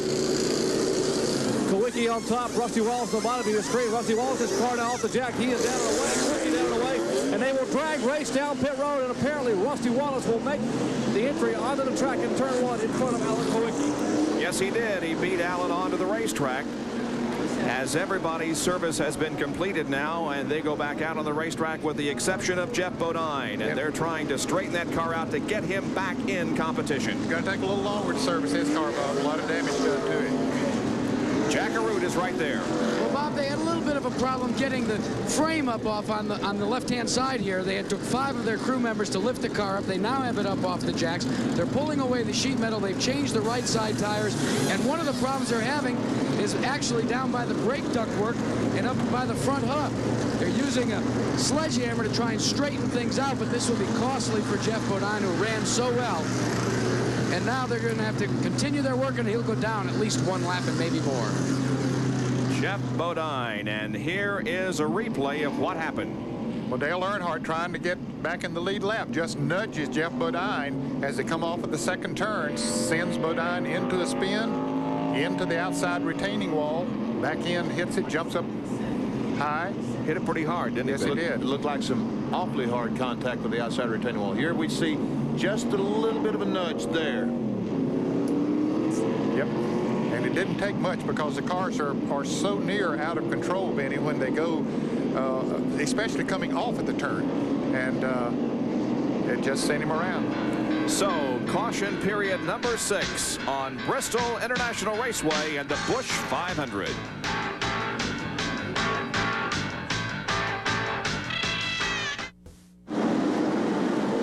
Lap 205, and Morgan Shepherd's car has expired. We just went green, and the car just literally blew up. Morgan Shepherd put out a lot of moisture on the racetrack in turns number 1 and 2. The caution flag came out immediately. Dale Earnhardt got the lap back.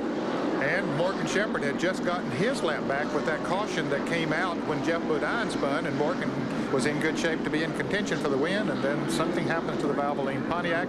You can see Butch Mock, Bob Rahilly, and them with the hood up on the car. And I don't know, it could be an oil line off. I don't believe the engine is blown, so they're going to try to fix it. All right, Rusty Wallace is the leader of the race, and here is how he has progressed to that point. He started 10th, was 7th at the end of 100 laps, was 5th at the end of 150, and now on lap 204, he is our leader. And Jerry Punch is with Barry Dotson. Well, gentlemen, we've seen on the restarts Rusty Wallace's car seems to fade back in the early few laps. Let's find out from Barry Dotson. He's talking to his brother John Dotson here. Barry, what the problem may be with Rusty Wallace's car? Barry talking to Rusty right now, listening to what Rusty had to say about the car. Barry, your car seems not to be able to get going for a few laps when the green flag comes back out. What is that? It's been tight, you know. We knew we had to race up here, but we didn't know it was going to rain. So we might have the wrong gear in it. If it gets a little slicker, we'll be good shape. So we just put a new set of tires on. Rusty said that's what we've been needing. So he said it really went good with the new tires. Maybe we'll be okay. Well, they're hoping it'll be okay. So they're cleaning up the racetrack. What is that? Did he spin out or something? What's he doing now? I think he did, yes. You're kidding. I think the truck was on the high banks up on turn number 4, and it slid down the banking. It wasn't going fast enough to stay up there. You're kidding. Well, we've seen about everything tonight, haven't we? And we're not even halfway through this race. And there it is. There it is, just sliding down across the racetrack. Those guys sitting on the back there just taking a ride. I bet they're thinking more, though. They're just taking a ride. Hey, we're on TV, he said. And there's the driver of the vehicle. Let's go to Jack Arute. He's with Jeff Hammond. Well, Jeff Hammond, your car is beginning to run much better than it did early on in the race. What are the changes you've made? Well, Jackie, right there at one time, the car got a little bit loose. It was on one set of tires, so we made a little adjustment, and it didn't really help us. So we've come back and made an adjustment, put some wedge back in the car, and he said it just got a little bit of run right there, and the car felt like it was tight again. So we're just kind of chasing the track just a little bit and chasing tires. We're not bad off. When you chase the track, you know, you did all your practice today in the heat and also during the day, and now it's a little more humid, but it's not quite as hot. How big a change have you had to make in your tactics for this race because of that? Well, what happens is a racetrack, you know, know, they have a tendency to get slicker because of the sun, but tonight they'll get slick because of the asphalt itself will start, you know, getting a little bit feathered up. Plus, you start getting the track oiled down, so the conditions will be pretty close to what we saw this afternoon. So that's the good part about practicing the heat. It really helps.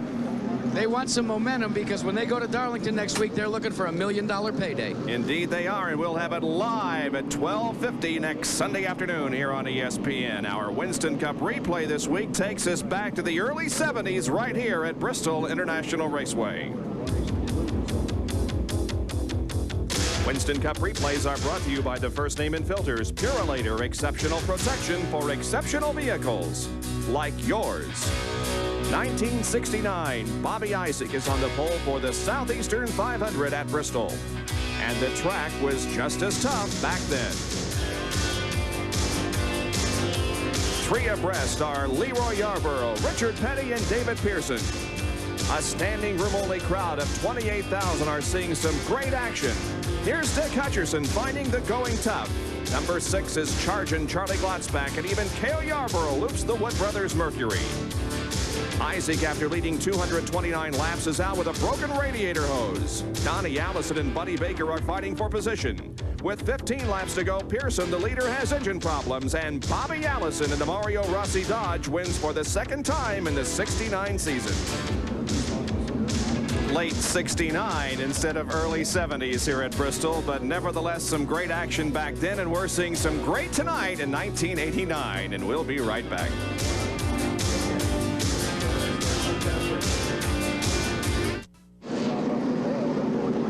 Back at Bristol, where the lead is being held by Rusty Wallace, and next Sunday, 8 days from now, the Winston Million, the Heinz Southern 500, live at 12:50 Eastern Time on ESPN.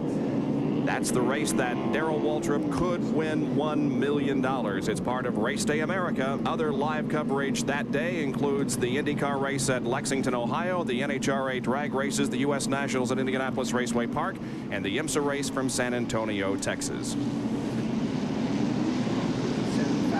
The number 6 car of Mark Martin is shown at the moment in 14th position. He finds himself going into this race in 3rd position in Winston Cup points, 95 behind Dale Earnhardt. And our question was, how would you feel if you won the championship without winning a race? I'd apologize to the racing world for not winning a race. I'd take that $1 million and grin like heck. You know, it'd be a tremendous accomplishment no matter what. I mean, it don't matter how you get it. If you got it, you got it. If you win it, you take the $1 million, you smile, you say thank you, and you take it and use it for what it's worth. But I would probably apologize for not winning a race. Well, I think I'd take the money and run too. So would I. Well, like him, I do a lot of grinning for that. I'll tell you that. And Bob Jenkins, you know, last week, Jack Arute did a Sterling Marlin crashed up in Michigan, and he said that the accelerator hung, that he had a problem with a Heim joint. Yep. And you asked and I asked you what it was. What a Heim joint was. Right. And I didn't have a clue. So Jack Arute, I asked him to find me a Heim joint. And hey, tell Bob Jenkins what a Heim joint is, will you, Jack? And Benny. Ladies and gentlemen, welcome to Remedial Racing 101. Bob, this is a Heim joint. Benny, this is a Heim joint. Let me explain to you how it works. Okay, see, anytime that you have to have an axis this way and up and down, you utilize a Heim joint. That's got a little ball bearing in it with a hole through it, and that's where you put the bolt. This one is right off of Bill Elliott's car, off one of his throttle linkage. Remember at Watkins Glen, he had a Heim joint freeze up. Now, when it freezes up, it doesn't move properly and makes the throttle hang up. That's exactly what happened to Elliott and also happened to Sterling Marlin. Elliott at Watkins Glen, Marlin at Michigan. So far, no Heim joint problems here at Bristol, but I thought I'd educate you guys just a little bit from pit road. Thank you very much, Jack. Now, my question to Benny, how'd the Heim joint get its name? Do you have any idea? Problem. I didn't know what it was. How can I tell you where he got its name? Guys, I know. Okay. Professor Heim. I suppose that's right. Yeah. He was from Heidelberg. Or was it Heimberg? But you see, you know what? He's telling us something, and we don't even know if he's telling us the truth. That's right. We'll never know. I tell you, there's a fellow that's having some problems, and that's Bill Elliott. He's been in the pits. They got the hood up on the Coors Ford, and now they're putting it back down, but there's been smoke coming from under the hood. Bill is running one lap down. He's running in the 15th position right now, but he stays just one lap down as he goes back out. This is the second time that he's been in with the hood up on the Coors Ford. You don't suppose Jack still is could be accelerator link, Steve? Could be. Let's take a look at those who have led a lap here so far. Jeff Bodine, Dale Earnhardt, Darrell Waltrip, Alan Kulwicki, and the current leader, Rusty Wallace. And also those that are out of the race now include Joe Ruttman, Derek Cope, Greg Sachs, Rick Wilson, Davey Allison, and Dick Trickle.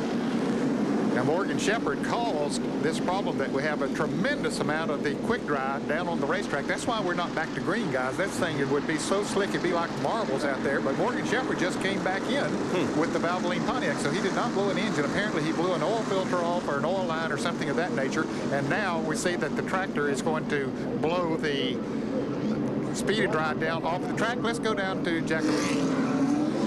Well, gentlemen, the problem is you watch Bill Elliott exit the pits one more time. He's back and forth here on pit road. He has an overheating problem. Now, what they're doing is they're trying to refill the radiator and the water cooling system with this hose here. It's a quick-fitting hose that fits into an inlet right in the front of the car. They fill the pressurization. They try and fill it up with as much cold water as they possibly can to try and solve the heating problem. Now, Elliott's going to come back in. They'll have to do this several times. In fact, they'll do it as often as they can under the luxury of the caution. But a tough break for Bill Elliott. Not only self-admittedly out of the hunt for the championship, but now out of the hunt for the win in the Busch 500. All right, and so we are under a very lengthy caution here while the work on the Elliott machine goes on as they're trying to soak up some of the moisture on the racetrack.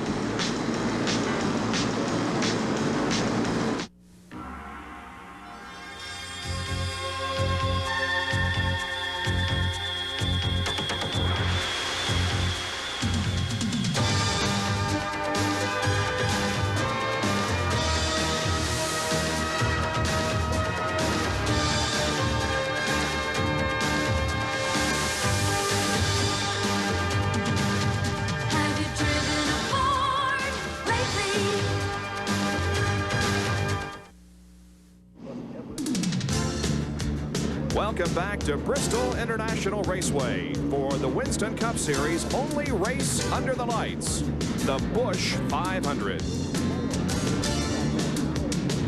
Our Speed World coverage is being brought to you by Ford and your Ford dealer. Have you driven a Ford lately? By Busch Beer, the beer with a taste as smooth as its name.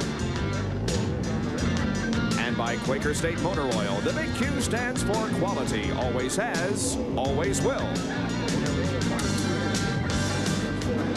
Still under caution, they've got a tremendous amount of oil dry on the racetrack, and they brought out a blower onto the racetrack to kind of get it off of the racing surface itself. Elmo Langley, the pace car driver, now says it's one of the worst oil spills that he has seen on a racetrack. I tell you what, you suppose that, now Morgan Shepherd evidently has blown an oil line off the automobile, and there we see Morgan Shepherd's Valvoline, and all that Valvoline oil is on the racetrack, and these cars carry around about a case, about 24 quarts of oil. And Jerry Punch has something on this story. Well, that's exactly what happened, Benny. You know, Morgan Shepherd, the oil cooler in the rear of the car, which is a very small radiator type device which the oil circulates through to stay cool, exploded inside the car and dumped 17 quarts of oil on the racetrack. Now, I asked a couple of crew chiefs, I said, how much is 17 quarts of oil? They said, well, enough to go around Bristol Raceway twice, and apparently that's where it is, all around the racetrack, completely covering the racing surface. So NASCAR, in an interest of safety, is trying to get that oil dry worked into the racetrack, but 17 quarts of oil is quite a bit. Unfortunately, Morgan Shepherd got the car cut off, so it didn't cook the motor. They were able to come in, replace the cooler, and get the Valvoline Pontiac back out. Yeah, there is a lot of oil on the high side and the low side of the racetrack. There is Jeff Bodine in car number 5. He was involved in an incident with Dale Earnhardt earlier in the race. And let's go down to Jack Arute. And Bob, I'm with Waddell Wilson, who's the crew chief on Jeff Bodine's car. First of all, the assessment of the damages to the car, Waddell. Well, they got the left front and the left rear and was able to get the car fixed, but at the same time, you know, we've lost 3 laps, and it really hurt us because we were running pretty good tonight. pretty good. That's an understatement. The car seemed very, very strong. And in fact, much stronger than maybe we're used to here at Bristol for this team. How frustrating is it to the team when you have something like that happen? Well, you know, we've come up here before with Jeff and run good. You know, we had to deal with Bill and lost that race. And, you know, we normally run pretty good here because this is one of Jeff's better racetracks. But, you know, tonight, him and Earnhardt was racing. They get together and we lose the car. So, you know, it's just one of those things. I really didn't see the wreck, so I can't comment much on that. It's very disappointing for the crews down here. That's one of the things we should always remember. They don't get to see the replays, the luxury of the TV viewers, so they have to go home and punch in the VCR before they can tell exactly what might have happened to their race car. All right, Jeff Bodine, of course, has already announced that he will not be back with this team next year.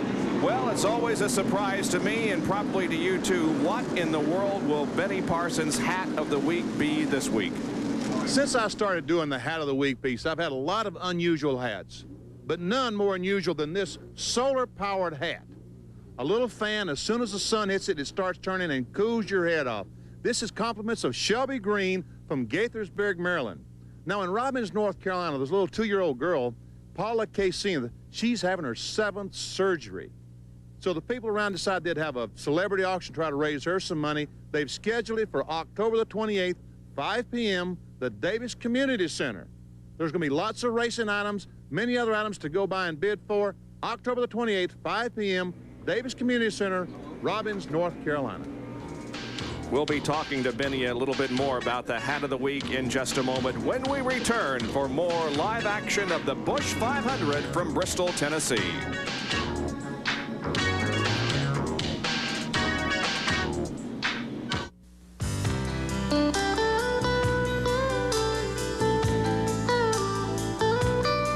All of these championship-winning drivers have one thing in common: Goodyear Racing Eagles. The race-winning technology that's found in the Goodyear Racing Eagles can also be found in the Goodyear Eagle line of high-performance street radials, the best-selling performance tires in the world. Goodyear Eagles, for the spirit of a champion that's in all of us.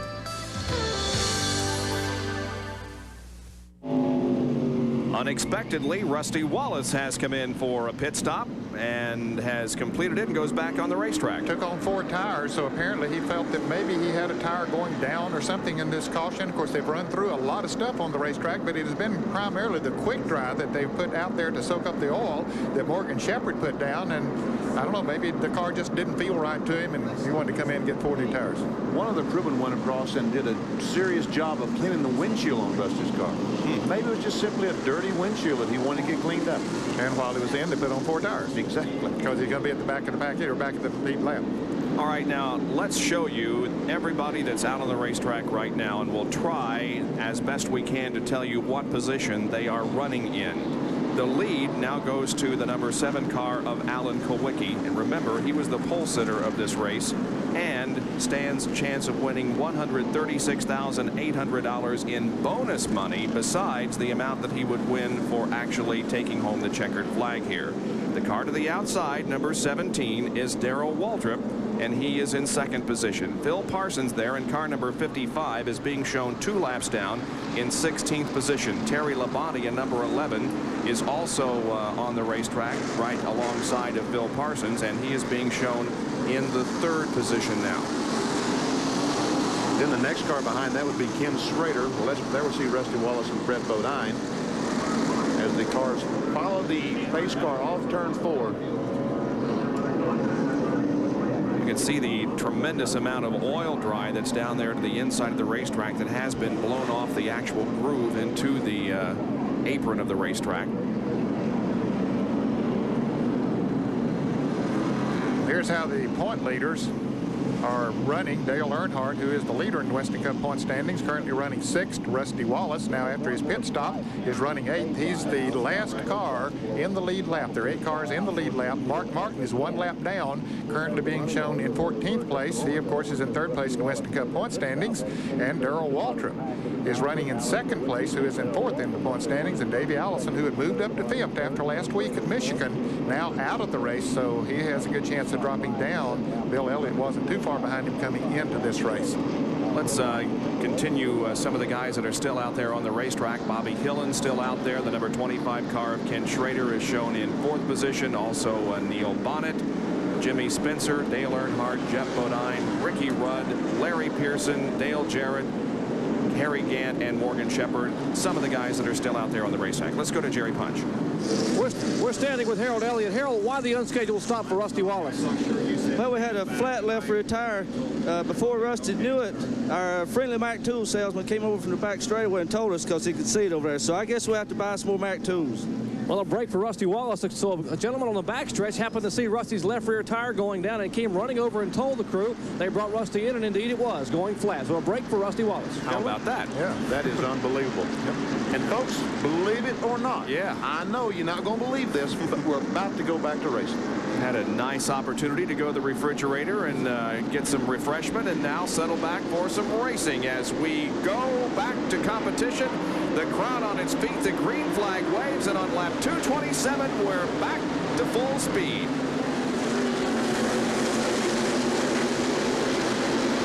Look at Darrell Waltrip right on the back bumper of Alan Kulwicki. There is Terry Labonte in 3rd position.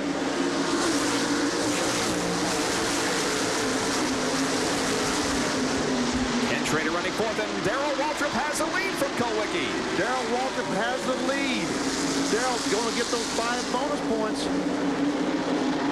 He's going to win all the millions. He wants to win the Winston Millie and the Winston Cup Championship, which is worth $1 million. It's very possible that in the next 2 months, Darrell Waltrip could win $2 million. $1 million next Sunday and $1 million for the Winston Cup. Here's how he went into the lead. Well, Alan Kulwicki's car just broke loose as he started off at turn 2. Darrell had already committed for the inside of the racetrack, which was the right place to be when Kulwicki went high, and he moved right around him. Now it's pulled away from him. Here's Terry Labonte now working on Alan Kulwicki's back bumper, and Kulwicki's car not working quite as good now as we saw it working earlier. Larry goes high. Here comes Terry Labonte down on the inside. They touch. Oh, boy, do they. And Labonte has 2nd, and Kulwicki drops back to 3rd. Now here comes Ken Schrader in the red number 25 car on the outside of Kyle Petty, who is not on the lead lap. Schrader running in 4th. There's Dale Earnhardt running in the 5th position now in the black car. He got back in the lead lap. Kulwicki's off the pace. And from Kyle Petty's car, we could see Ken Schrader pass. Also, Kyle does, and something is wrong with the Alan Kulwicki car. Could be a tire. Yeah, I'd say that he has a tire going down. He's trying to get it to the inside of the racetrack. Finally does, as the other cars shoot by on the outside, but he'll be coming to the pits. An unscheduled pit stop for Alan Kulwicki, and Jerry Punch is there. That's exactly what he told the crew. He thinks he got a tire going down. They go to work on the right side of the car. Jack beneath the car. Billy Engel and the crew now trying to change the right side tires. They're looking and watching, looking at the left side tires. The right side tire going on. Waltrip goes by. Kulwicki will go 1 lap down. Still revving the motor. Jack is out, and Kulwicki is down and away. 13.5 seconds, but he will lose a lap here in the pits. The race isn't over yet, but that could have been a $180,000 pit stop right there. Flat, $180,000 flat tire. You're right. Yep. Tough break for Alan. It's not getting any better for Alan. He's having all kinds of problems for the last couple of months. And while that was going on, Morgan Shepherd pulled his Valvoline Pontiac behind the wall over on the backstretch. So apparently whatever problem he had continued on. And look at the lead that Darrell Waltrip has built up over Terry Labonte, who is now 2nd. 3rd is Ken Schrader, and 4th belongs to Dale Earnhardt. And here he comes to challenge Schrader. Looking for 3rd. Earnhardt moves to the inside and rather easily takes over the 3rd spot, and Dale Earnhardt is once again on the move.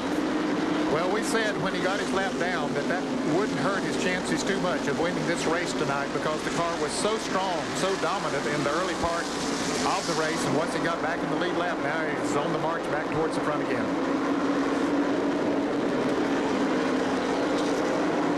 He's sneaking up on the number 11 car of Terry Labonte, who is in 2nd. He's not sneaking up. He's just driving up right behind him. He's not sneaking up on anybody this whole day. And we have a problem on Ken Schrader's car. Ken Schrader, a lot of smoke off of his car coming off at turn 4. And as he goes into turn 1, let's see. Is it an engine? Will the smoke, the oil come out from under his car? He gets it down on the low side of the racetrack. Apparently not too much oil. Got everybody else getting through the corner okay, but Ken Schrader in the Folger Chevrolet, a lot of problems. And this is from Kyle Petty's car. As Schrader was able to go to the inside, and now here he comes in for a stop. Ken Schrader, who was running in 4th position, has a problem. They're going to go to the right side of the car and change tires. Jack, what else is going on? Well, the engine is still running, Bob, so obviously it can't be a blown motor. But with all the smoke that's coming from beneath the hood, it could be that an oil hose of some sort has come loose. Now they are taking a look beneath the hood to try and ascertain what the problem is. One of the problems that they've got down here on pit road is an absence of a lot of light. So a crew member is trying to fire up a light here, but it looks terminal, and they're going to push him behind the wall. Let's go back up to you. All right, Ken Schrader's number 25 Folger Chevrolet goes behind the wall. Meanwhile, Dale Earnhardt has passed Terry Labonte, and now here comes Earnhardt chasing down Darrell Waltrip. That's better. Chasing is a lot better than sneaking up the way he's running. He's on the move, certainly. That just leaves 7 cars in the lead lap after Kenny Schrader had his problem. And those 7 cars are Darrell Waltrip, who is leading, Dale Earnhardt in 2nd place. In 3rd place now is Terry Labonte. 4th is Jimmy Spencer. 5th, Harry Gant, and Rusty Wallace in 6th position. There is Earnhardt, and now he is just within a matter of car lengths from Darrell Waltrip. Between the two is Hut Strickland in car number 57. Earnhardt is going to have the lead. There you see the interval. It's just a little more than a half second as Earnhardt goes wide in turns 1 and 2, but he's going to have the lead here in just a couple of laps. What happened was Darrell Waltrip ran up behind Hut Strickland, and he had a problem getting by him. But Dale Earnhardt ran up behind him. He didn't have any trouble getting behind him. He just simply drove by him. Interval now a half second, and it is closing. Waltrip and Earnhardt 1st and 2nd. Nearing the halfway point of the Busch 500. 247 laps have been completed. Next time it'll be 248. And here comes Earnhardt going to the inside of Darrell Waltrip. While that's going on, Bill Elliott making an unscheduled pit stop on the green flag. Here comes Earnhardt.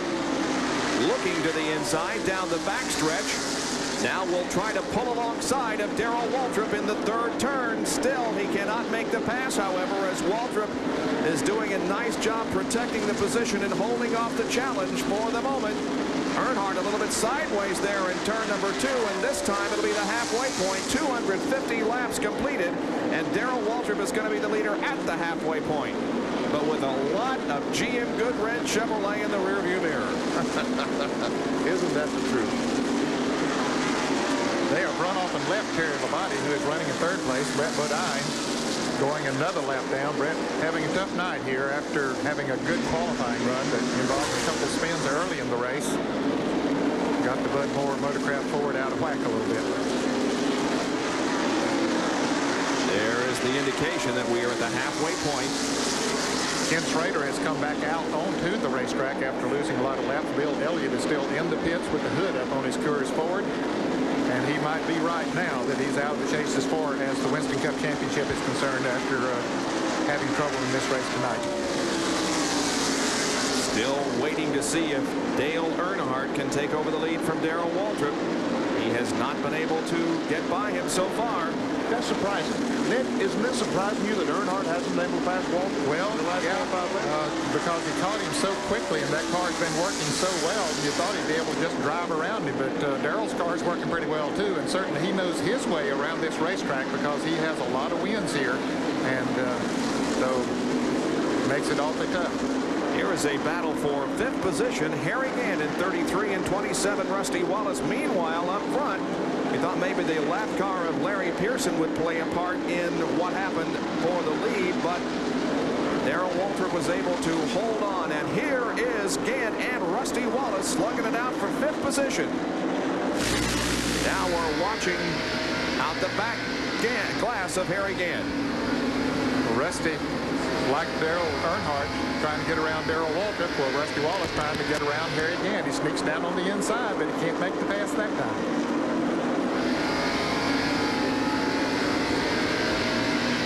Again, this is 5th and 6th. 4th is Jimmy Spencer. 3rd is Terry Labonte. And now here comes Rusty Wallace to drive by Harry Gant, and Rusty goes to 5th. Boy, he did just drive by, and he got the inside groove. stepped on the accelerator and just drove right around him. Now Gant's going to pull up and say, hey, how did he do that? Let me follow him for a little bit here. I think he worried him a bit. I think he just rode behind him until Harry couldn't stand it anymore. Just go ahead.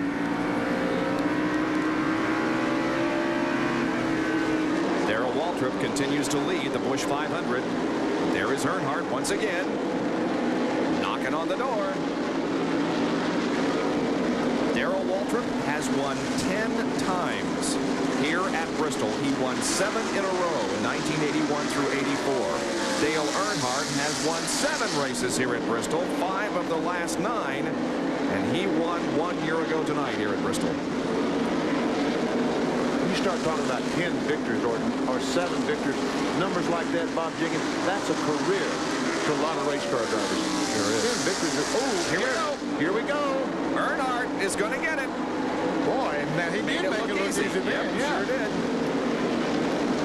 Yeah, he just pulled up there and said, it's time for me to take the lead, Darrell. See you later. And he did.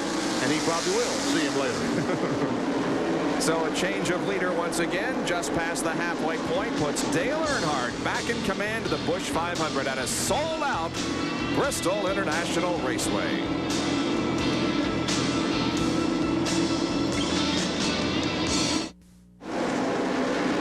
First and second at the Busch 500 Winston Cup race from Bristol International Raceway. The number 3 car of Dale Earnhardt leads the 17 car of Darrell Waltrip, and here's the field rundown at the end of 265 laps. Now, we've had 9 lead changes among 5 drivers so far here tonight.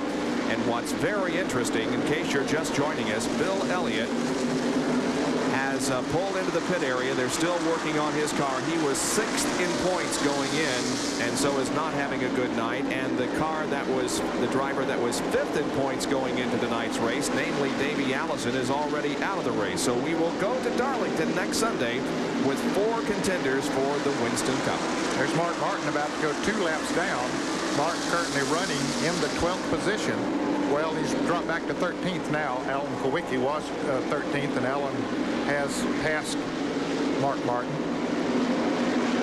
Again, if you're just joining us, we have had no major incidents, no major crashes of any sort to this point. Davey Allison was involved in a crash. Sterling Marlin there on your screen, number 94, has been involved in more than 1 incident so far tonight, but he is still in competition.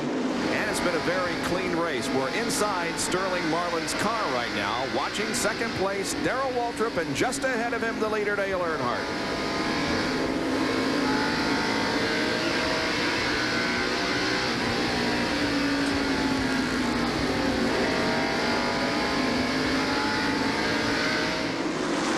Darrell Waltrip, you notice he's running a little bit higher than Dale Earnhardt? That's good for one reason, because when he runs across traffic, he doesn't have to slow down as much as Earnhardt. Car just ahead now is Rick Mass. Rick Mass finished 3rd, I believe, last night in the Busch Grand National race. Here's Dale Jarrett in car number 29. Dale currently running in the 12th position right now, so he goes 2 laps down. Dale had been running pretty good, but he's got a set of tires on there now that's not working quite as well for him. One of the drivers mentioned as a possible replacement for Ricky Rudd in the Kenny Bernstein team for next season. Darrell Waltrip looked inside Dale Earnhardt coming off turn 4. Yep. Earnhardt looks like, again, his car's getting a little bit loose. Darrell Waltrip on the inside going in turn 3. Let's see if Darrell Waltrip can go back into the lead and pass Dale Earnhardt. The crowd is on its feet, and are they cheering? They can't do it, though. Earnhardt had to run off the turn. Darrell couldn't quite get the traction he needed, but he'll continue to work on it as they come up on Ernie Irvin in the Kroger Pontiac and put him another lap down. He is currently 3 laps down, running in 14th position, Ernie Irvin. Earnhardt gets by. Here comes Waltrip. Now, here is Jimmy Spencer in car number 88, who is 4th. The 27 car of Rusty Wallace, 5th. And just behind is the 33 car of Harry Gant, who is in 6th position. Now, Spencer had quite a bit of racetrack between himself and Rusty Wallace just a few laps ago. Rusty and Harry Gant have caught him. And now they threaten to take away the position. That's Ricky Rudd at number 26, not on the lead lap. But here is Rusty Wallace now trying to pull alongside of Jimmy Spencer as we see how it looks from Harry Gant's vantage point.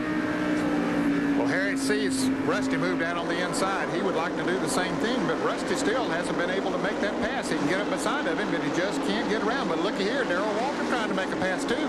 Waltrip has pulled up right on the back bumper once again of Dale Earnhardt and threatened to take over the lead coming out of turn number 4, but couldn't get the job done. But these cars are pretty equally matched. And speaking of being equally matched, Wallace almost got the position away from Jimmy Spencer, but couldn't. And boy, you got to take your hats off to Jimmy Spencer. He's doing a fine job. Yes, he is, driving a great race here tonight.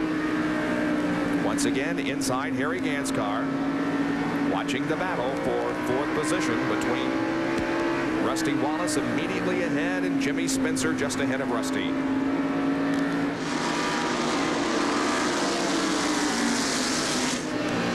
Harry has thoughts of taking 5th away from Rusty, I believe. Yeah, Spencer has been able to pull away by a car length or so over Rusty. So Buddy Baker and the crew has the Crisco Pontiac of Jimmy Spencer working well. He is pulling away, though, from both Rusty and Harry Gant. Ricky Rudd up in front of him, pulling away. Ricky currently running in the 7th position.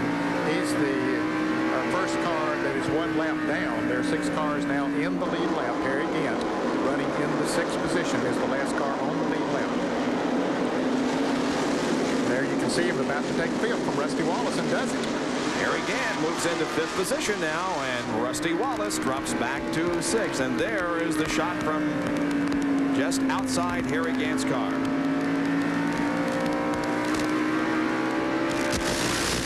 So Rusty Wallace's car not working as well as we've seen him work on this racetrack and most other racetracks. I would be surprised if Rusty has a mismatched set of tires or maybe even a tire that's a little bit slack round, losing a little bit of air, because his car is dropping back dramatically, and that's unlike Rusty Wallace, especially in the last month or so.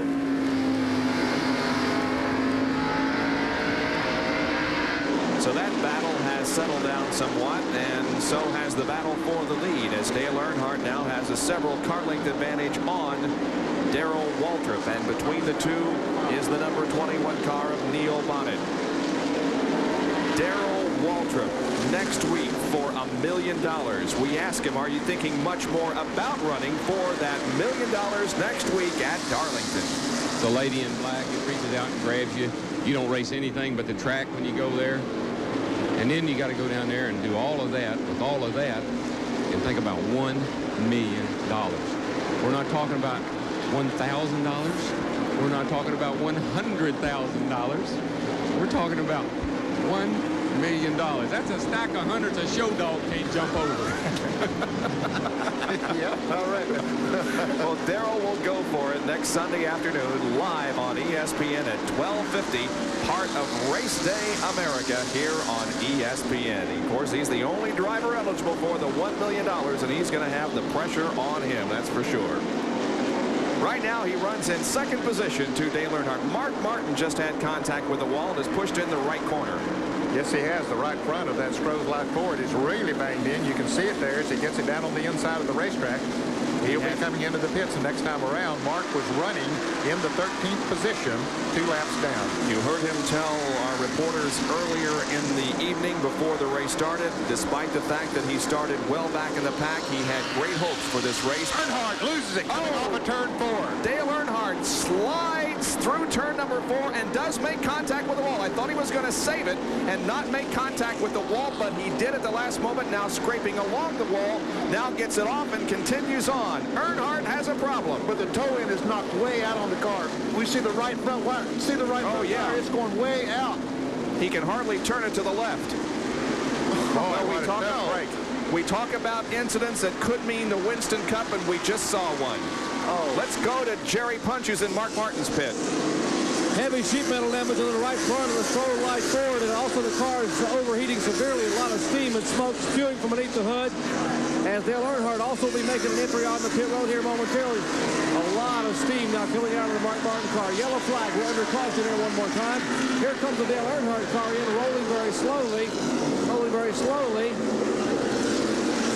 he will now bring his car into a halt, and there the Goodrich crew now scampering to go to work on the Dale Earnhardt machine. Tough break for the three-time national champion. It will make a 4-tire change. Richard Jonas now, the car right there shouting in the radio as to exactly what they're going to have to do. Chocolate Myers slings the 11-gallon Unocal can across the wall.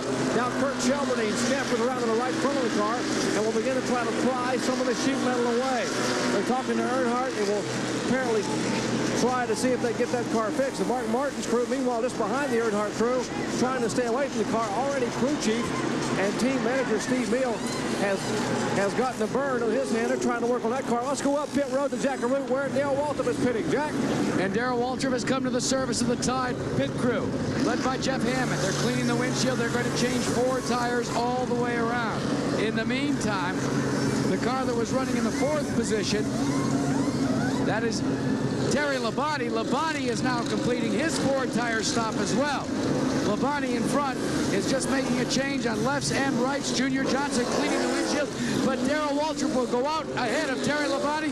Labonte gets blocked in just for a moment by Ricky Rudd, but he's off and away as well.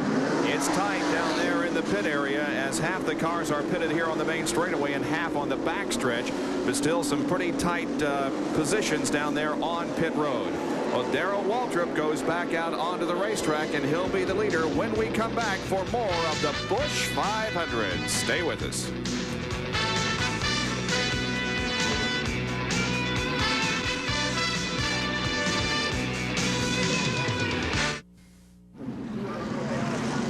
The work continues on Dale Earnhardt's car. He spun and hit the wall just moments ago. And by the way, we're on lap number 300. Let's go to Jerry Punch for a report on the repair work. Well, compound problems for Dale Earnhardt and the Goodrich crew. First of all, the car is overheating as it sits here on pit road. They are spraying water in the radiator here in the front. That's Cecil Gordon and Richard Childers working on the front of the car. The primary problem from the contact with the wall out of turn 4 is a bent steering arm. An idler arm on the right side has been bowed in severely. They have a torch out there on the side of the car. They will melt that and try to get it straightened back around. Let's take a look and see what happened to Dale Earnhardt, gentlemen. All right, and this is what happened. Earnhardt was approaching Jeff Bodine and Alan Kowicki, and the car got loose in turn 4. Yeah, he just went, the back end went, as he went high, it went around.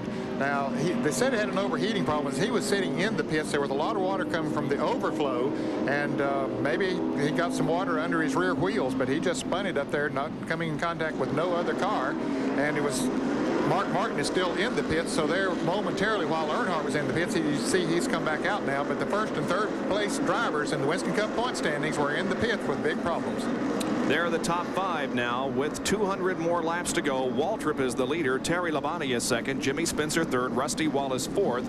And Harry Gant running fifth as we are about to go back to green. You know, looking at Rusty Wallace, last year is where he lost the Winston Cup point lead. He just might take it back this race. That's a good point. Remember him last year at this time. He suffered a horrendous crash. As a matter of fact, Dr. Jerry Punch saved his life as he was involved in that crash during a practice session. He was not able to complete the entire distance. Sought relief from Larry Pearson last year. Lost the points lead here. Bill Elliott took over the points lead. Went on to win the Winston Cup. And we could be seeing a total reversal of that situation here this evening. Dale Earnhardt is 6 laps down. And Jimmy Spencer in car number 88 and Rusty Wallace and Harry Gant are really going at it for third position. Here it is from Harry Gant's car. Number 42, Kyle Petty, is the car that was high, and everybody else going below him, including the 7th car of Alan Kowicki. Kyle has a problem because he's off the pace a little bit. He's running in the 7th position he was just a moment ago, just 1 lap down, but the car seems to be going very high in the turns. There he is again as Phil Parsons goes by. Here's the leader, Ricky Rudd, up there in the Quaker State Buick trying to get back in the lead lap. He's only 1 lap down. He is indeed. He's in 6th position, so Rudd is showing some strength here in the Quaker State Buick. And one time he was 2 laps down. He got down as a result of making an unscheduled pit stop for a flat tire under green flag conditions, but he's fought his way back to 1 lap down, now trying to get back in the lead lap. And there is the 2nd place car of Terry Labonte, number 11. The number 5 car of Jeff Bodine is not on the lead lap. And there's Terry Labonte's serial. 16 13th at the green flag, 12th at the end of 100 laps. He was 4th at the end of 200 and finds himself in 2nd place now at the end of 305 laps. And right behind him is Jeff Bodine, who was involved in a crash earlier in the race, and then Jimmy Spencer, the 3rd place car, and he's being followed closely by Rusty Wallace.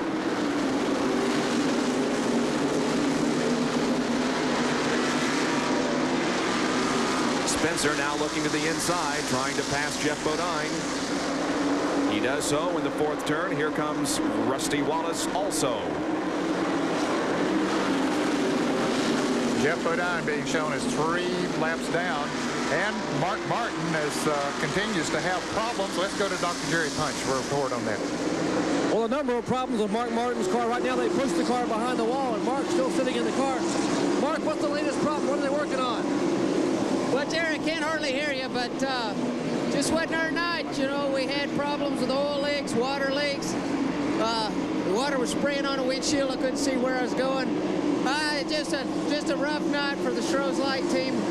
We're going to go get them at Darlington. Mark Martin's still sitting in the car. Apparently, from what it looks like, they are changing the radiator, and they're going to try to get him back out. This Jack Roush team is a never-say-die effort. And we have a spin over in turn number 2. Sterling Marlin has spun. And the yellow flag comes out. Did the leaders take the yellow? No, I don't think so. And Ricky Rudd, if he can race Darrell Waltrip back to the line, I think Darrell just suddenly realized that. Here's Rudd trying to get out on the inside. He's trying to get back in the lead lap. Oh, it's going to be close. No, he's not going to do it. Ooh. Rusty held him off. Oh, tough break for Ricky. You mean Darrell? That's the guy that drives the orange and white cars. Yeah, but a tough break for Ricky, because if he would have gotten around Darrell, I think we could see Ricky Rudd right in the thick of things. Yeah, because he's really running good now. He's been running good all night, but not... he has been down as a result of that unscheduled pit stop. Now, Jimmy Spencer in the 88 car had just passed Terry Labonte, and Terry Labonte says, hey, my car's not working right. I want to come into the pits and get some new tires on the Budweiser Ford. Excuse me, Bob Jenkins, it was a terrific break for Terry Labonte because it looked like his car was starting to drift backwards. He gets a caution flag. And they're changing rubber on the right side. Jerry, go ahead and explain it for us. Well, they are going to change 4 tires for Terry Labonte. You're exactly right, Benny Parsons. Labonte's car was drifting back, and they were very, very concerned about possibly having a tire going down. It's with a break for Labonte and the Budweiser crew. Now Tim Brewer, Mike Hill, Pete Wright, and the crew now changing right side tires, and they are now working on the left side of the car. 4 fresh tires and a little bit of fuel for the banquet Budweiser Ford as he makes his way back to turn 1. And behind him pitted was Dale Earnhardt. They're continuing to work on that car. Earnhardt at the moment is 6 laps down in 17th position as Terry Labonte rolls back out onto the racetrack. We're under our 9th caution period of the evening. This for a spin over in turn 2 involving Sterling Marlin. Back with more right after this.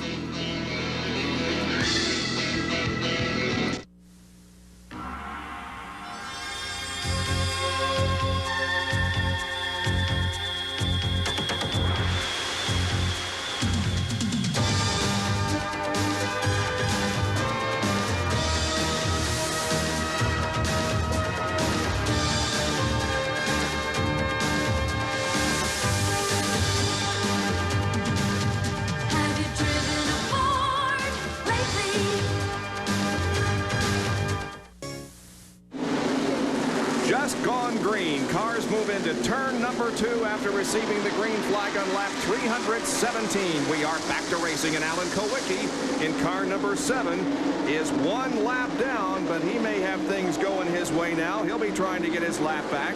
So is Ricky Rudd in the number 26 green Quaker State car. The 2nd place car is now the 88 machine of Jimmy Spencer, and 3rd is Rusty Wallace in 27. And here is Rudd still trying to get that lap back. He really did try. Almost got it back on that last caution flag, but he was unable to get by Darrell Waltrip. Waltrip is your leader. There's 2nd place Spencer and 3rd place Wallace. Rudd once again looks inside.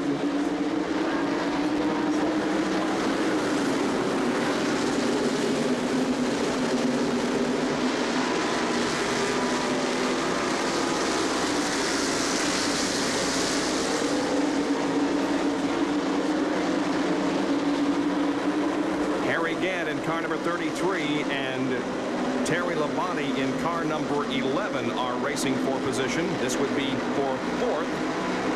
Phil Parsons still running good in car number 55. He lost some laps on a green flag pit stop, but he's running good out there now.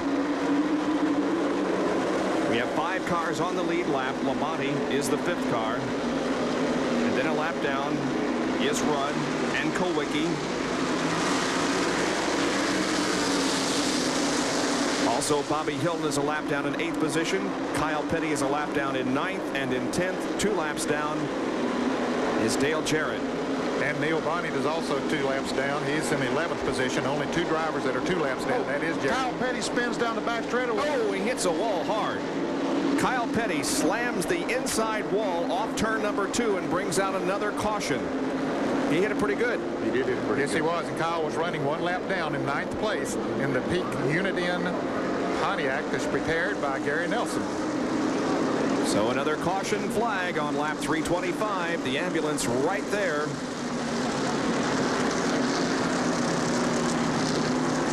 Well, we can see smoke coming from the left side of the Pontiac. Let's take a look at a replay, see if we can determine what happened. He's already spun and has slid down into the wall at this point. Well, he did hit it hard with the front end of that car before it spun around and then touched the wall backwards. So Kyle Petty crashes here on lap number 325 at the Busch 500. We'll be right back. Tie rod up. Yep. Tough break. Back at Bristol International Raceway, and Kyle Petty's car is still being taken from the racetrack. He hit the wall coming off of corner number 2, slid down the track and hit the inside wall. And so we are still trying to get the car off of the racetrack. Meanwhile, it is Darrell Waltrip who is leading this race under our 10th caution of the evening. And 5 drivers in the lead lap. Darrell Waltrip, Jimmy Spencer, Rusty Wallace, Harry Gant, and Terry Labonte. Bill Elliott has dropped out of competition here in the Busch 500. He was 6th in points. We asked him his feelings about Darrell Waltrip trying to equal his feat in 1985 by winning the Winston Million next week at Darlington. Well, I kind of feel for him in a certain way, but still, yeah, he's in a lot better position than I was in '85, simply because of so many things that's happened. The first year had been offered as far as the Winston Million's concerned, and all the pressure I was having to deal with otherwise, and I didn't know how to deal with it. I'll just flat be honest with you. And I think Darrell is a good enough, you know, he's pretty much set in his team, you know, and everything else around him, he's pretty much, you know, got focused on what he's got to do, you know, where I was still, you know, having to deal with fans, having to deal with sponsors, having to deal with this, having to deal with that, and still having to learn a lot about what's going on anyway. But he'll be tough to beat there, but still there's going to be, you know, 39 other guys that's going to try to prove him the other way. So that's how Bill Elliott felt back in 1985, and talking about the pressure that is on Darrell Waltrip next Sunday live on ESPN at 12:50 as Darrell goes for $1 million. For those of you not familiar, the Winston Million, and here is the replay now of the spin from Kyle Petty's car. Well, he's in some very close competition. See Bobby Hillen up in front of him there. And I believe that was Jeff Bodine that he was right behind as the car then goes spinning around, and wham, you can hear it hit the wall, almost feel it, and then back down to the inside wall. And that's where it wound up. And now a real time. This will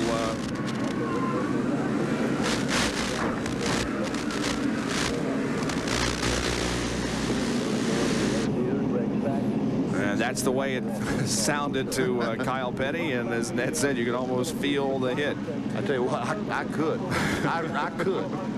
Just to elaborate once again, for those of you unfamiliar with the Winston Million, there are 4 races that make up the Winston Million. If you win 3 of the 4, you win $1 million, and Darrell has won 2 so far, going for $1 million next Sunday.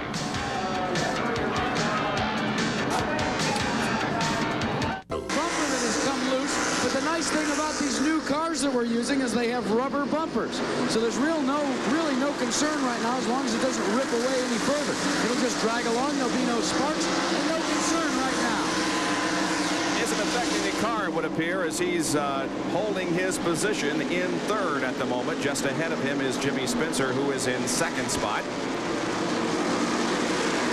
Here comes a whole bunch of cars, including Terry Labonte in car number 11, and he is the 4th place car. There is Jimmy Spencer in number 88, the blue Crisco car, and here comes Terry Labonte in number 11. He's one of 5 cars on the lead lap. And he made a pit stop, Bob, during this last caution period. He was running in 3rd place.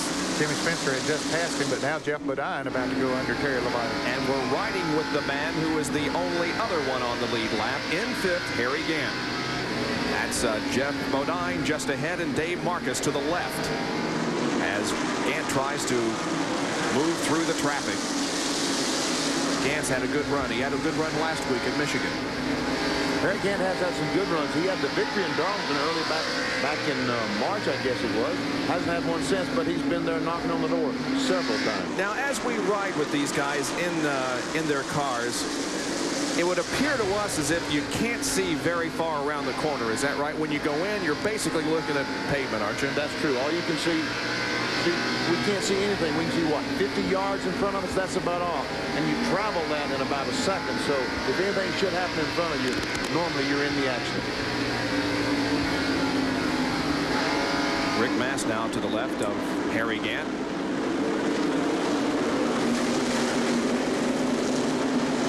Phil Parsons at car number 55, hanging in there.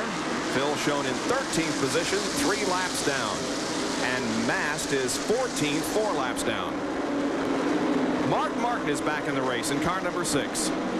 He's a lot of laps down. He lost a lot while they were working on it. He came back out, ran a few laps under green, then went back into the pits, back out on the racetrack now, trying to pick up as many points as he possibly can. In fact, we're showing him as 35 laps down. And we saw another guy that's several laps down too, Dale Earnhardt in car number 3. He is 6 laps down to the field in 16th position. He spun and hit the wall earlier. In case you just joined us, Dale Earnhardt did, and has fallen well off the pace. Here's Terry Labonte coming up on Jimmy Spencer. Spencer's car doesn't seem to be working quite as well now. He's dropped back behind the leaders, and Terry Labonte, who is running in 4th place, about to take over the 3rd place from Jimmy Spencer. At least he's up there in position to do so. So Rusty Wallace is now 2nd to leader Darrell Waltrip, and 3rd is Jimmy Spencer, 4th Labonte, and 5th Harry Gant, as those 3 cars are running very close to each other.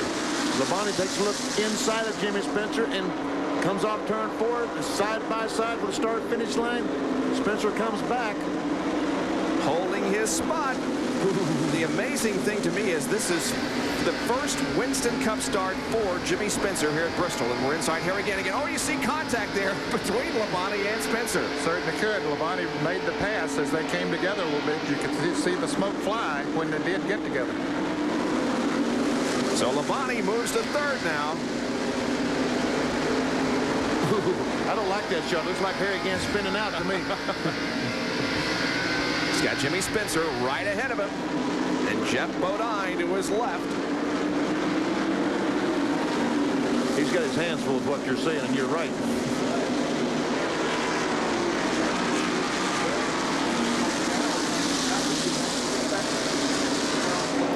Darrell Waltrip has some type of problem because Rudd and Alan Kowicki has gotten by him. That'll put both of those drivers back in the lead lap.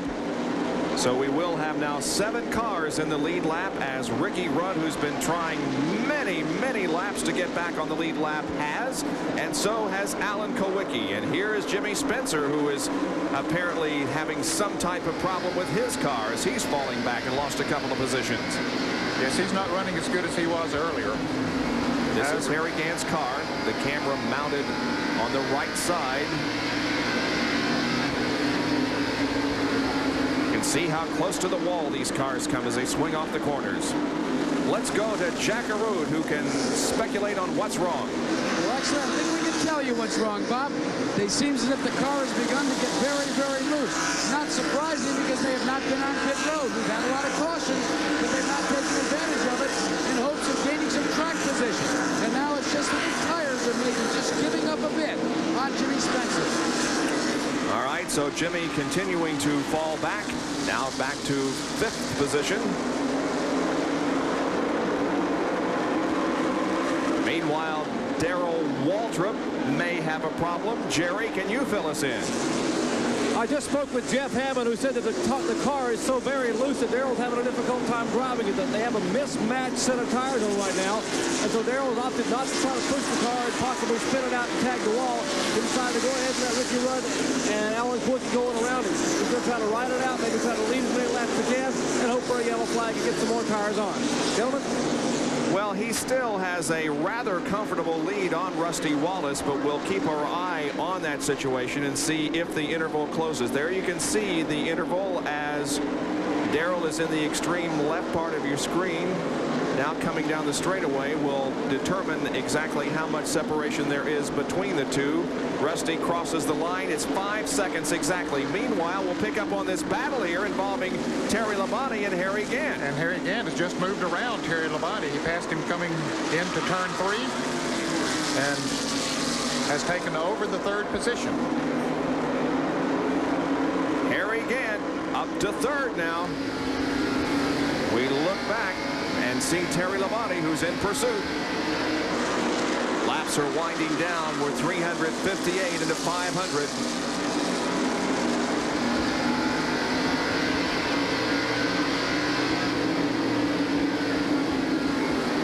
I think the racetrack has changed, fellows, and we're seeing a lot of cars that are slipping and sliding out there on the racetrack. It's getting very, very slick. I think that Jerry Punch hit on something a little bit ago. There has been a lot of caution flags, but all the fellows are just afraid of losing that track position, and they're not coming in to get on tires. There we see Darrell Waltrip, who is the leader of the race, Alan Kawicki in front of him, a couple of laps down, and Rudd. It was 5 seconds separation just a few laps ago. We'll see how much there is now. Well, he's lengthened the lead a little bit, but Waltrip is going to have to contend with a little bit of traffic here in the next few laps as Rudd and Kawicki, who are ahead of him, are approaching some of the other cars. We'll check the interval once again. It was 5 seconds. It was almost 6 seconds. And now let's see what it is. It's 6.1 seconds. So actually he's gaining, but Rusty Wallace is not running as good as are Harry Gant and Terry Labonte, who are running in 3rd and 4th place. They're coming up on Rusty. It won't be long until they'll be catching up to him as Darrell Waltrip moves around Dale Jarrett. And you can see the Mark Martin car there in number 6, and there's Alan Kawicki and Ricky Rudd right in front of Darrell Waltrip. Looks like Darrell's picked back up a little bit now. So Waltrip continues to lead, looking for win number 11 here at Bristol International Raceway. He has won 10 times on this racetrack and owned it back in the 1981 through 84 period when he won 7 consecutive races on the .533 mile high banked oval. We'll be back right after this.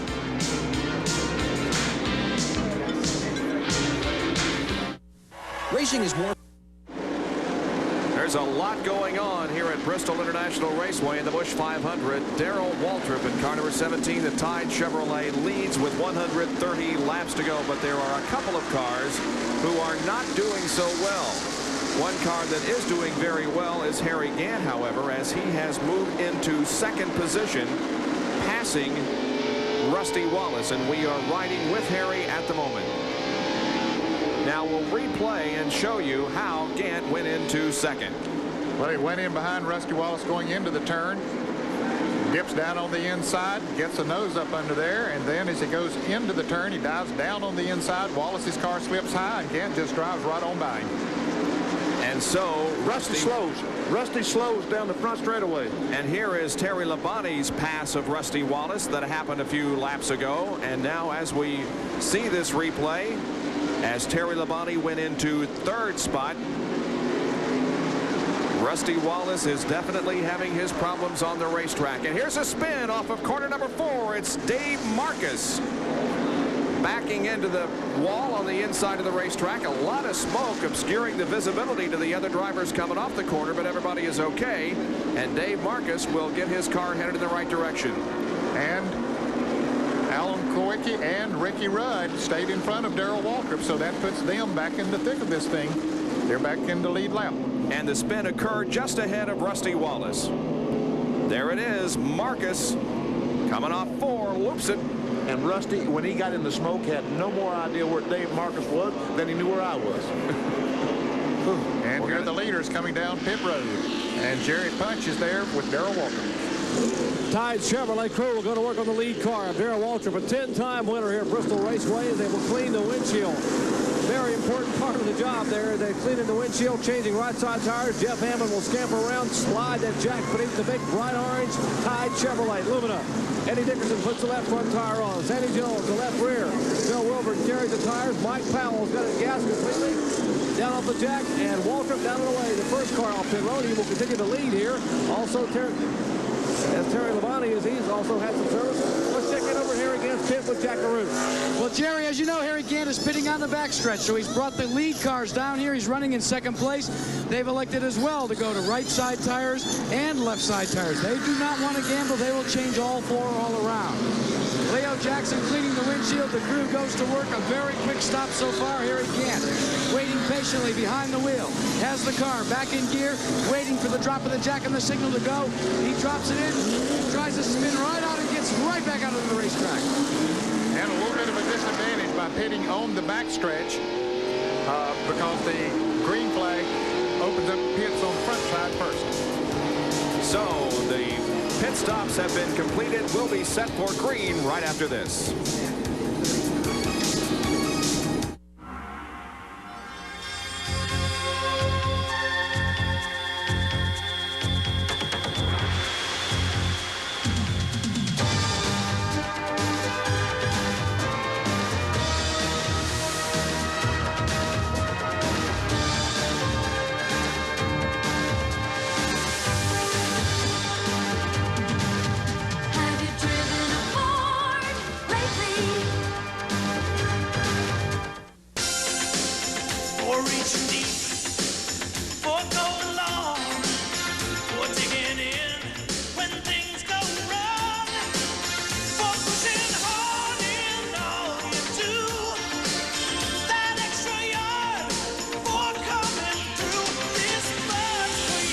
Beechwood aged for the taste so crisp and clean, so refreshing. It's the king of beers.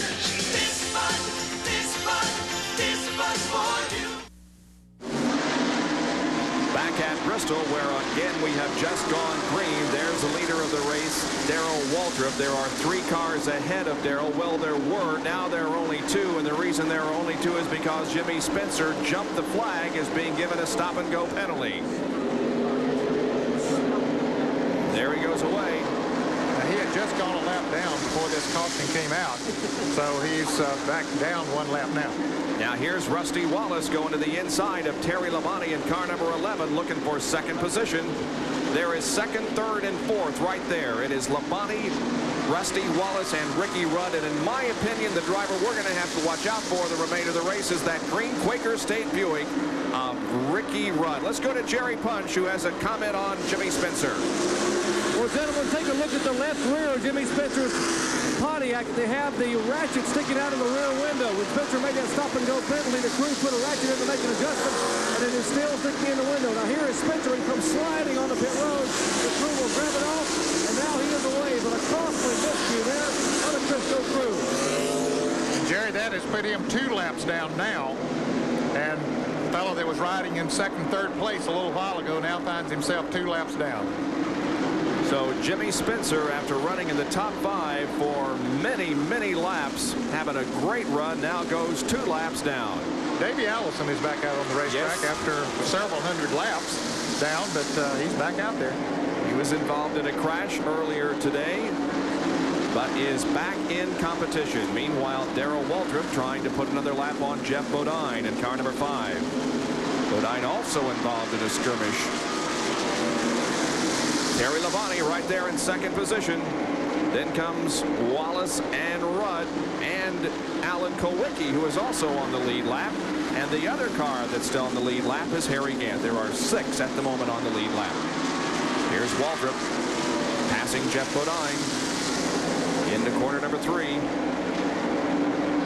As you can see, Dale Earnhardt has gotten 1 of his laps back, but still 5 down. Yeah, he's running out in front of Darrell Walter. That's a black car out in front of Darrell Walter. Walter, he doesn't seem to have the speed he had just a moment ago before this caution flag. Maybe he got a mismatched set of tires, or maybe in just a few laps his car will be back as strong as it was before. Well, he certainly didn't get the good start, Benny, when the green came out. The car just didn't seem to want to go. He didn't get past, but on the other hand, he wasn't particularly fast on the restart.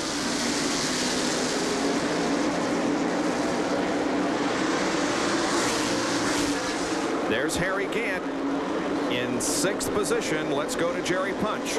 Or, sorry, Jackaroo. Well, the problem with Harry Gant, we talked about his pit stop. He has lost the clutch on that car. The clutch is faulty, and he is having problems there. That is going to be costly if he has to come back down the pit road at all. So Harry Gant will struggle now to maintain that 6th position. Well, although as long as he doesn't have to pit, it isn't as bad as it could be. That's exactly right, and he can make it the rest of the way on fuel, so if the caution flag should come out, Harry Gant obviously will stay on the racetrack. And that's one thing we should also point out. We pitted on about lap 374, and if we have no more cautions, we won't see any more pit stops. Exactly.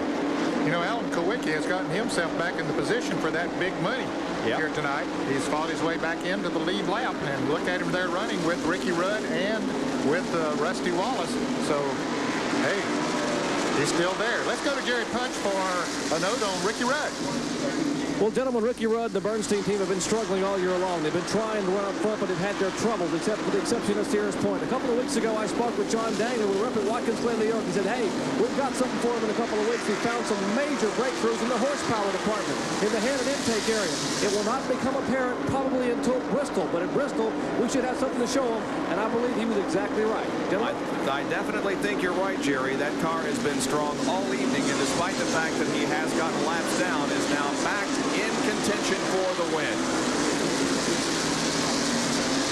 Well, he certainly is not a lame duck driver. It's already been announced that he'll be moving to the Hendrick Motorsports team and drive that car number 5, the Levi Garrett Chevrolet that Jeff Bodine is in. But Ricky Rudd is going to try to win every race he can for Kenny Bernstein and Quaker State.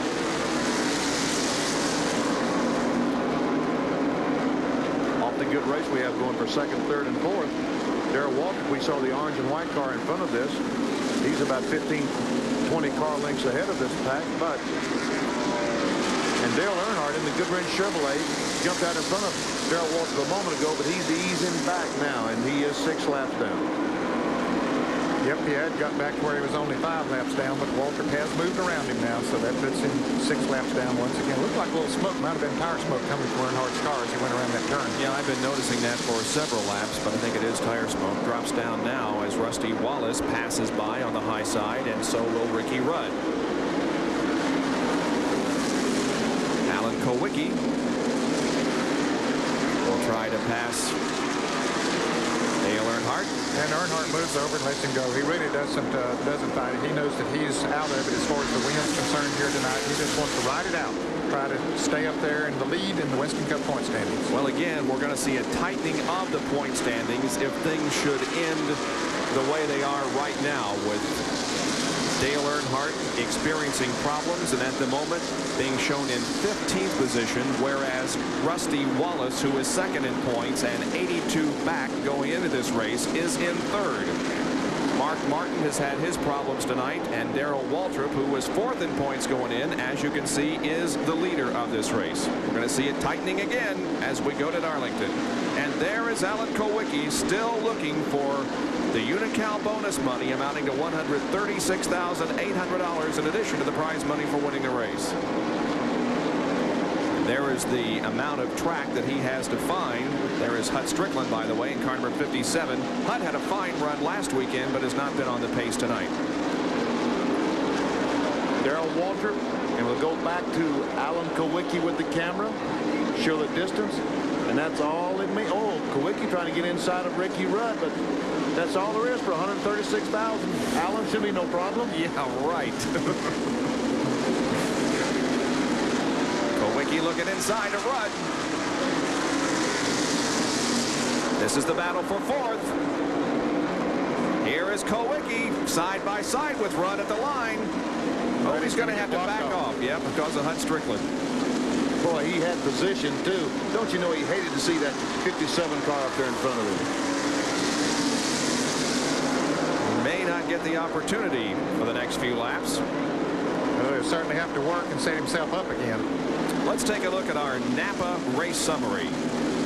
Leader Darrell Waltrip has led 139 of the 400 laps at an average speed of 81.668 miles an hour. 5 leaders, 10 lead changes, 11 caution laps, or rather 11 caution periods for 70 laps, and at the moment we have 6 cars on the lead lap.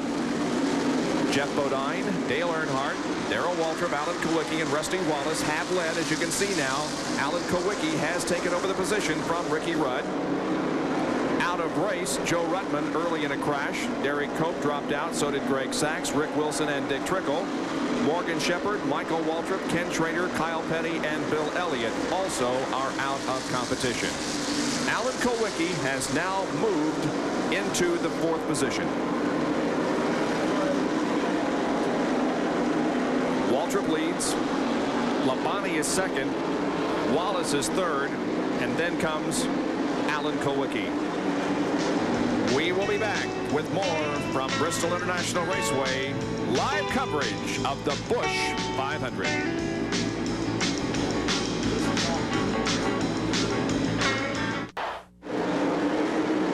Darrell Waltrip's Tide Chevrolet leads the Busch 500, and Chevrolet has won 26 of the last 37 races here. I think Junior Johnson's Chevrolet won about 23 of them, though. He's won a bunch. And, of course, the Lumina has never scored a victory here at Bristol, looking for its first. Now, and here is Alan Kulwicki, who has passed the 27 car of Rusty Wallace, and now Kulwicki finds himself in 3rd spot. And talking about Junior Johnson's car, Terry Labonte is running 2nd in that Budweiser Ford, and he is gaining on Darrell Waltrip. And a good battle here between Ricky Rudd in 26th and Harry Gann in 33, and Harry's got a good car. He might be one of the fastest cars on the racetrack, but just like Ned Jarrett said, the 11 car, Terry Labonte is gaining on the lead. We've got a race going all the way around the racetrack. Anywhere we look, there's a race. Look, Harry, ooh, did you see the sparks in Ricky Rudd's car? Only got 78 laps to go, friends, so don't go away, because this thing is far from over. We're watching Harry Gann and his battle with Ricky Rudd for 6th. And Ricky Rudd and Rusty Wallace having a bit of a battle themselves. Rudd's on the inside of Rusty Wallace, takes a spot away. Harry Gann's going to try the same thing. Rusty appears to be going back. Yep, that car is definitely not handling as good as we normally see it handling. He was 3rd about 10 laps ago and now finds himself in 6th. The side cam on Harry Gann's car. Phil Parsons stopping again on the backstretch. Phil has been in and out the pits here in the last 10 laps. It's the 2nd time that he stopped under the green flag. Phil had been running up in 11th place before he started making these pit stops. Ricky Rudd, the Quaker State Buick, is 4th. Harry Gann is 5th, and Rusty Wallace is 6th. Harry Gann looks on the inside of Rudd, comes alongside. He's going to try to get the position away from him. Can't do it. Couldn't get traction. Jeff Bodine was there. Jeff moves over and lets him go. He's running about, 3 laps down. He's in 12th. Jeff Bodine is.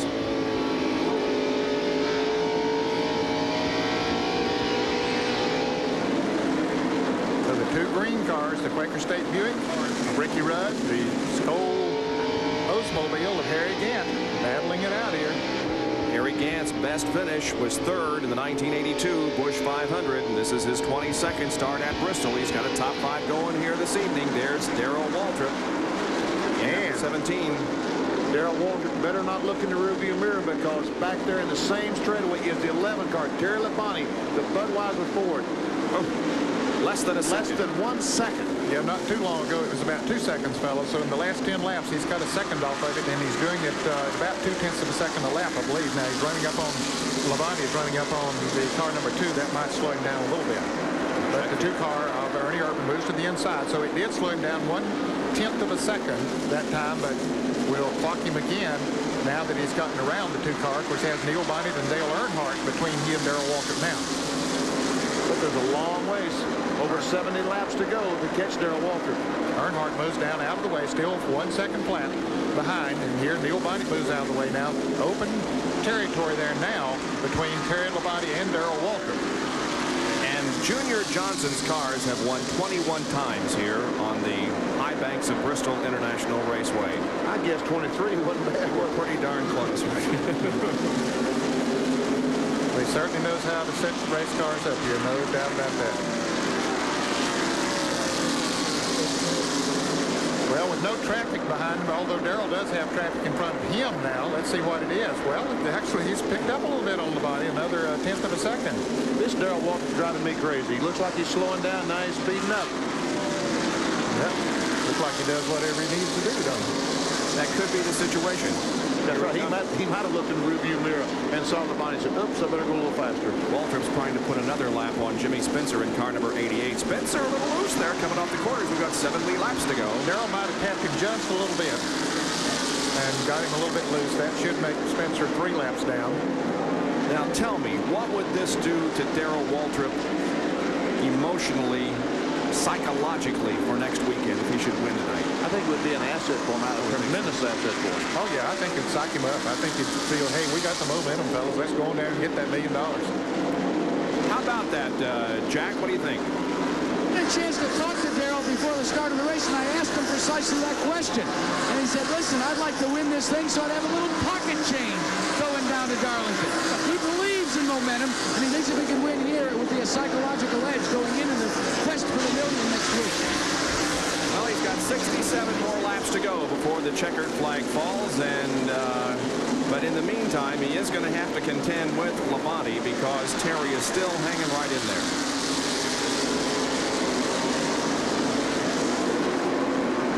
Labonte has won twice in Winston Cup competition so far this year. He won at Pocono, and he won at Talladega. And, of course, he's another driver that will be leaving his team at the end of this year and forming his own team, but he, like Ricky Rudd, is not going to be a lame duck driver. And speaking of forming own teams, Ned, Bobby Allison announced formally on Friday that he will field a Winston Cup team for 1990.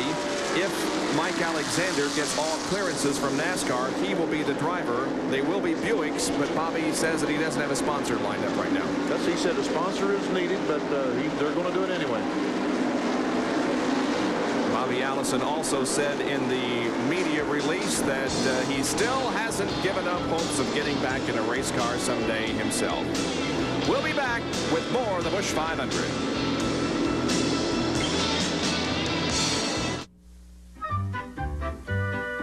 Rusty and Alan don't agree on much. In fact, the only thing they do agree on is that you need an antifreeze coolant that handles extreme conditions, like scorching heats of up to 276 degrees and bone-numbing colds down to 84 below. That's why Rusty and Alan both agree on Xerox antifreeze coolant. Come on, let's go. All right, I'll drive. I've seen you drive. I'll drive. Xerox antifreeze coolant, because extreme conditions demand extreme protection. Terry Labonte in car number 11 was second. He isn't there anymore. He spun coming off corner number 4 just a lap ago. And he had gotten that close to Darrell Waltrip. He gets a little high off the turn. The back end of the Budweiser Ford breaks loose. There's Dale Jarrett behind him in the Harney's Pontiac. Jarrett slows down and lets Labonte spin to the inside. And look what a job he does of keeping it off the wall. It rights itself, gets headed in the right direction, keeps going, no caution flag. Here's how it looked from our speed shot, which is positioned just under the starter stand. Long, slow spin. It's an amazing thing that he didn't go down and just knock the inside wall down. Well, I'm telling you, he did not lose a lap. Still running in 5th place now. In fact, yeah, he was able to get things straightened out and fall in ahead of Rusty Wallace. So Labonte is now 5th. There's the leader, Darrell Waltrip. And now in 2nd position is Alan Kulwicki. Can he win tonight and take home the Unocal Challenge money? There's Alan Kulwicki, the Xerox Ford. He's got a lot of racetrack, though, between himself and the leader, Darrell Waltrip. Almost a half lap. Just behind him, Alan Kulwicki. There you see the 2 green cars. Ricky Rudd, Harry Gant, they're still battling, folks. I know we've been on commercial, but this is still the same race. We had going before we went to commercial. And now this becomes the battle for third position. I thought Harry had him there for a moment. Well, I tell you, there's a lot of slipping and sliding going on out there, fellas. Well, there sure is. It's incredible the way these guys can maintain control sometimes. Rudd currently in third and Gann in fourth.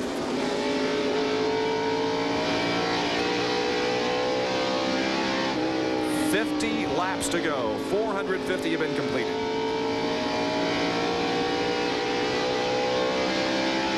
To those drivers, it will seem like 150 because they got to be getting tired because they've had every one of them have had to drive so hard tonight. The racetrack is slick, and they've been in heavy traffic a lot. And it's not only physically tiring, but it's mentally tiring as well.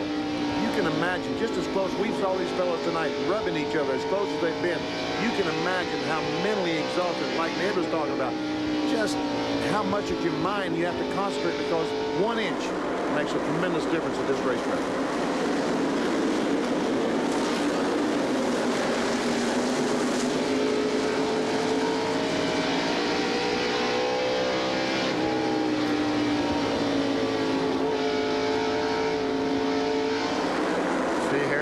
Still following Ricky Rudd around there, just can't make the pass. And Darrell Waltrip now about 5 7/10 seconds ahead of Alan Kowicki. Okay, the question becomes, can Alan Kowicki chase down Darrell Waltrip? From what we have seen tonight, do you think he can, Benny? I don't think so, no. I think Waltrip now has things under control, unless there's a caution flag. Yeah. And who knows, if you go in and change 4 tires, would you go in and change 4 tires? And who knows what kind of, and speaking of caution flag. Almost. Jimmy Spencer darn near spun down in turn 4, but gathered it in, and so we continue to race. It was close. But a caution flag would probably hurt Harry again. Would probably hurt Harry again immensely. Showing you the interval now between first and second. Waltrip passed through the frame. Now here comes Alan Kowicki, who has hung up just behind Jimmy Spencer. And I believe he's going to have a yellow before he can catch up. He's being held up right now by Jimmy. Yeah, and he's lost ground in the last few laps. He's about 7 4/10 seconds behind now. Now Spencer moves over and Kowicki passes by. And look, Ricky Rudd has caught up with him. And Harry Gant's still on the back bumper of Ricky Rudd's Quaker State Buick. So we got a great race for second and third and fourth position. Kowicki, Ricky Rudd, and Harry Gant. Yeah, had a good run off of turn 2. He got down on the inside of Ricky Rudd, but he can't make the pass that time. Just can't get by it. It's slick down there on the inside now. The second groove coming off of turn 4 is the best, but if you get up there, as we've seen a couple, like Dale Earnhardt and Terry Labonte tonight, just a foot up there too far, it's disastrous. It's gone. You know, he said it was slick on the bottom of turn 4 coming off there tonight, Ned. It was 10 years ago, and it was 5 years ago, and it still is tonight. It will be 5 years from now. Exactly. It was 20-some years ago. There you go. Well, Rudd now able to put a couple of car lengths between himself and Harry Gant. Now, Darrell Waltrip is about to put a lap on Rusty Wallace. So Wallace, second in points, 6th in the race tonight, stands to go a lap down here. We watch this battle between Ricky Rudd. Here's Darrell Waltrip now coming up on Rusty Wallace, about to put him a lap down. Well, you know, Rusty don't want Darrell Waltrip to get by because if he should, but Darrell is going to go. He's going to try him on the inside. Rusty's car just not running up to full song. Let's see if Waltrip can put a lap on him. Indeed, he does. So now there are only 5 cars on the lead lap at the Busch 500 with 462 laps completed. We'll be right back.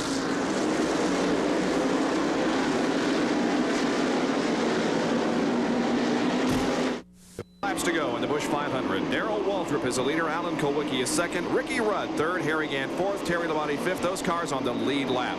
A lap down in 6th. Rusty Wallace 2 laps down in 7th. Bobby Hillen. Jimmy Spencer is 3 laps down in 8th. Neil Bonnet is 3 laps down in 9th. And Dale Jarrett 4 laps down in 10th position. But a nice run by Dale Jarrett this evening. There's the leader, Darrell Waltrip. Dale Earnhardt in the pits. He was already 7 laps down, now about to go another one down, getting right side tires on the Goodwrench Chevrolet. There is Dale going out of the pits. I just can't wait to see the Winston Cup points after this race because they're going to be all scrambled up. Darrell Waltrip is going to get 5 bonus points for leading the most laps this evening. Now here's Terry Labonte, who is currently running in 5th place. He was on Darrell Waltrip's bumper not long ago, about to try to pass him for the lead, but after that spin, the Budweiser Ford hasn't run as well, so he's in danger of going a lap down. And Dave Martin from Blackboard Chevrolet trying to get by the 11 car. Now look at this. They're in the top 5 in Winston Cup points going into this race. Dale Earnhardt is currently 15th. Rusty Wallace, second in points, is 6th. Mark Martin, 20th. Darrell Waltrip, 4th in points, is the leader. Davey Allison, 25th. So as I indicated, the points are really going to be scrambled at the end of this one. And we'll have 4 in contention for the Winston Cup when we go to Darlington next week. And you remember Darrell Waltrip when we did the interview last week at Michigan after he fell out of the race, how disappointed he was, and said, well, maybe the championship's going away.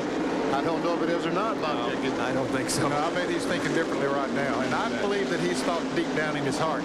I was over at their shops this week and talked to Jeff Hammond, and he said, hey, we haven't given up yet. He said, we're going to try to win this thing as Waltrip now tries to put a lap on Terry Labonte and does so.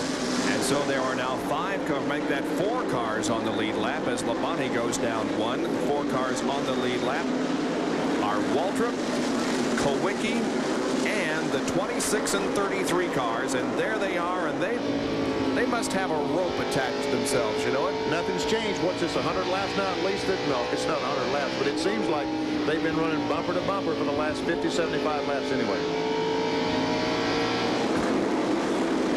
There's Kowicki just ahead of Rudd and Gant. Waltrip has things pretty much in hand at the moment. Yeah, he's able to run his own race the way that he wants to out there. Has a good, comfortable lead. He was second, by the way. Darrell Waltrip was second in the spring race here at Bristol. It was won by Rusty Wallace. Continuing to ride with Harry Gant, following Ricky Rudd. The battle for third rages on.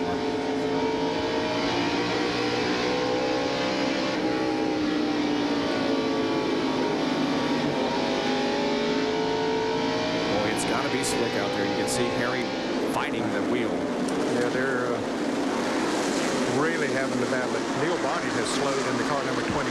He's still running pretty decently, but he's not running as fast as he did earlier in the race. Bonnet 9th, 3 laps down.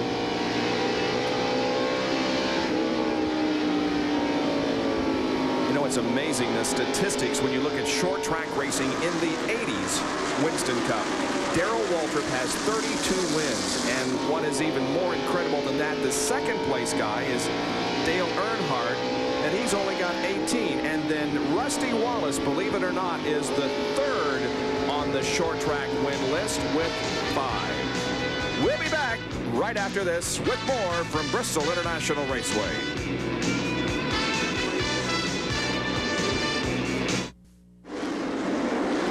Last week, when Rusty Wallace won at Michigan the Champion Sparkplug 400, he became the winningest driver of 1989. If Darrell Waltrip can win tonight, he will also have 5 wins and tie Wallace for most victories. And he is within 11 laps of doing so.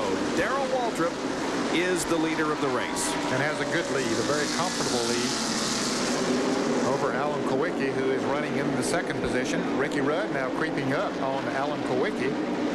10 laps to go, 490 complete. And these drivers have never been so glad to see anything in their life as Harold Kinder holding up 10 fingers, which signifies just 10 more laps to go, because they're all exhausted. And as Ned Jarrett said, not only physically, but mentally as well. When you go around this place in about 17 seconds, 17 and a half seconds for 500 laps, now I'll tell you, it will wear you out. Second place belongs to Alan Kowicki in car number 7. Here he comes into the screen. He just went by our screen. Just went by, and there is Rusty Wallace. Now he is a lap down He's a lap down. And you know, he was gaining on the 11 car, Terry Labonte, just a moment ago. And he wanted to pass him desperately because it was 5 extra points.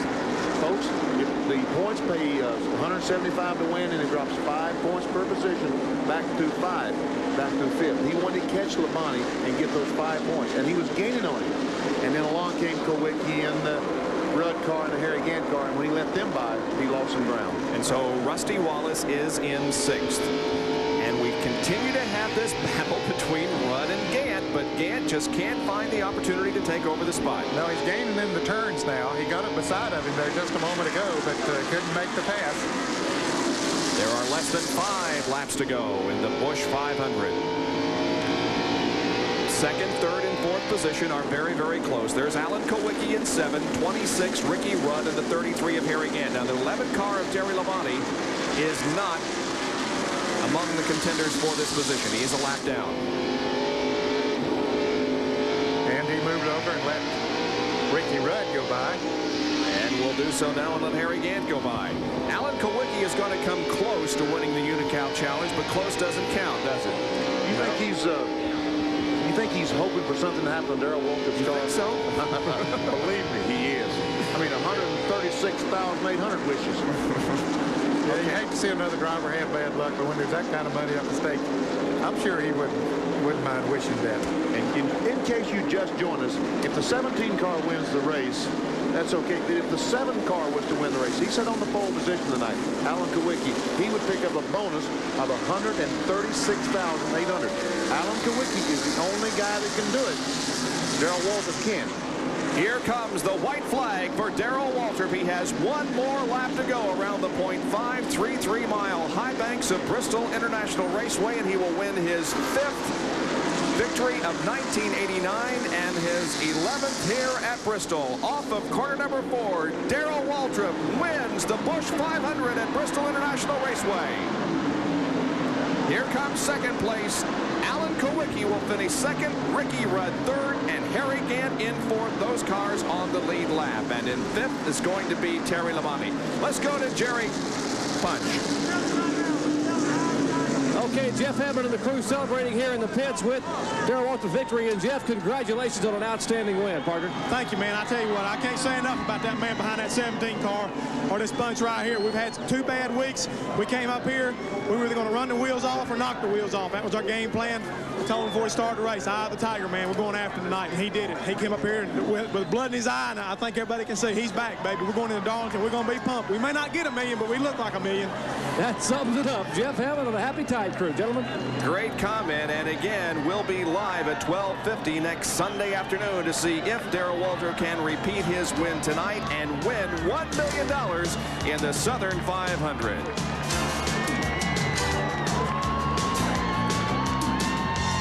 Waltrip on his way to victory lane, and our Speed World coverage of the Busch 500 being brought to you by Xerex, the antifreeze coolant for extreme conditions.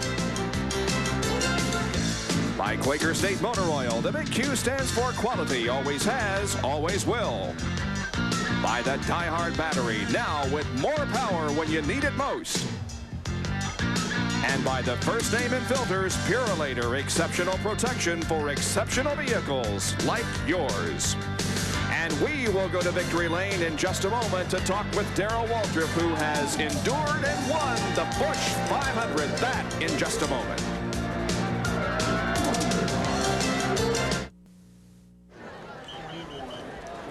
Darrell Waltrip wins the Busch 500. Our winner's circle interview being brought to you by the Die Hard battery. Now with more power when you need it most, here's Jack Arute. Well, he gets the congratulations of his wife, Stevie, the camera right behind you there.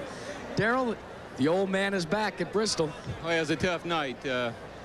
Just thank the good Lord for a good night. We've been praying and hoping that we could get back in the points race. I don't know if it's made much difference or not, but we're real happy and just praise the Lord. And I'm give out, Jack. I drove my heart out tonight. I give it all I had. Boy, you did, but what's even more important, Darrell, is the fact as he takes Jessica Lee in Stevie's arms, you've got the momentum going into the Winston Million. You're the only man that can possibly win it next week. I know it, and I will. That's what the night was all about. Well, if you count momentum. Mom, I love Mom. Hi, Mom. Happy birthday to Corley, Zandy, our crew member. Well, that's the story from Victory Lane. Let's go back up to you, Bob. Well, he said it. He's got the momentum going in, and it sure is going to be fun to watch what happens next Sunday afternoon here on ESPN. I hope Alan Kowicki is running second. And he would knock Darrell. Try to knock Darrell out of $1 million. All right, let's take a look now at the point standings. These are unofficial. Dale Earnhardt, of course, will maintain his lead, but Rusty Wallace will move to within 50 points of the Winston Cup points battle. Mark Martin came into this race 95 behind. He leaves 102 behind. Darrell Waltrip came in 200 points behind and now is only 138, so he made the huge gain in winning this race. And Davey Allison will maintain his position in 5th. He came in 261 points behind and now is 284 behind Dale Earnhardt. So that's how close the Winston Cup points battle is, and Rusty within 50. Let's go to Jerry Punch, who's with second place finisher Alan Kowicki. Well, Alan sitting inside the trailer, gentlemen, he's absolutely exhausted, and as a matter of fact, I think he had a header pipe broken, Alan. He's trying to get stood up here a little bit. First of all, you okay? Yeah, I'm all right. Just got a little nauseous with about 90 or 100 laps to go there. We broke a header, and the fumes are getting to me, and I just got a little dizzy and just hanging on till the end. Did a heck of a job out there trying to bring the Xerox car home in second spot. We got a flat tire one time and got almost 2 laps down and made it up, but just could never catch up to Darrell. That was all we could do, you know. We'll let Alan catch his breath after a heck of an effort tonight, and the last 90 laps just trying to stay awake in the car after all the fumes getting inside. A heck of a job by this youngster from Wisconsin. Bob? Boy, you got to take your hats off to all of the drivers who have completed this race. There is Darrell Waltrip. He simply can't take it anymore and is laid down. Bob, Ned and I made comments along all during the show about the physical aspect of this racetrack. And I think that we looked at Kowicki, we looked at Darrell Waltrip. Folks, you know now just how tough this racetrack is. But it has provided some great racing for us this evening, some good competition, and Darrell Waltrip has come out on top. Let's take a look at the top 10 finishers. Alan Kowicki, of course, was second. Ricky Rudd third, Harry Gant fourth, and a lap down in 5th position was Terry Labonte. Finishing in 6th through 10, Rusty Wallace a lap down in 6th. Bobby Hillen drove a great race and wound up in 7th, 2 laps down. Jimmy Spencer running in the top 5 for a great distance tonight, but ended up in 8th position, 3 laps down. Neil Bonnet was 9th, 3 laps down, and Dale Jarrett, a fine job, 4 laps down, finishing in the top 10. So we have what should be just an unbelievable race next weekend at Darlington, the Heinz Southern 500. We'll have it live for you at 12:50, part of Race Day America. And Darrell Waltrip, one chance, $1 million. Other Race Day America coverage will come from Mid-Ohio, the IndyCar race from that location. The NHRA U.S. Nationals from Indianapolis Raceway Park, the IMSA race from San Antonio, Texas, and of course the keystone of the day will be the Southern 500 from Darlington, South Carolina. Now tomorrow here on ESPN, in just a little more than 12 hours at noon Eastern Time, the Belgian Grand Prix from Spa-Francorchamps in Belgium as the battle for the World Championship continues. SportsCenter is coming up for you at 11:30 this evening with Larry Burnett and John Saunders, so you'll want to be tuned for that to catch up on what's been happening in other areas of the world of sports so far today. We'll see you on Speed Week at 7:30 on Thursday. We return to our normal time this coming week. And of course, the big weekend next weekend, Race Day America, including the Southern 500. Once again, Darrell Waltrip has won the Busch 500 from here at Bristol International Speedway. For Benny Parsons, Ned Jarrett, Jack Arute, and Dr. Jerry Punch, this is Bob Jenkins. We'll see you on Thursday night at 7:30 and next weekend. So long, everyone.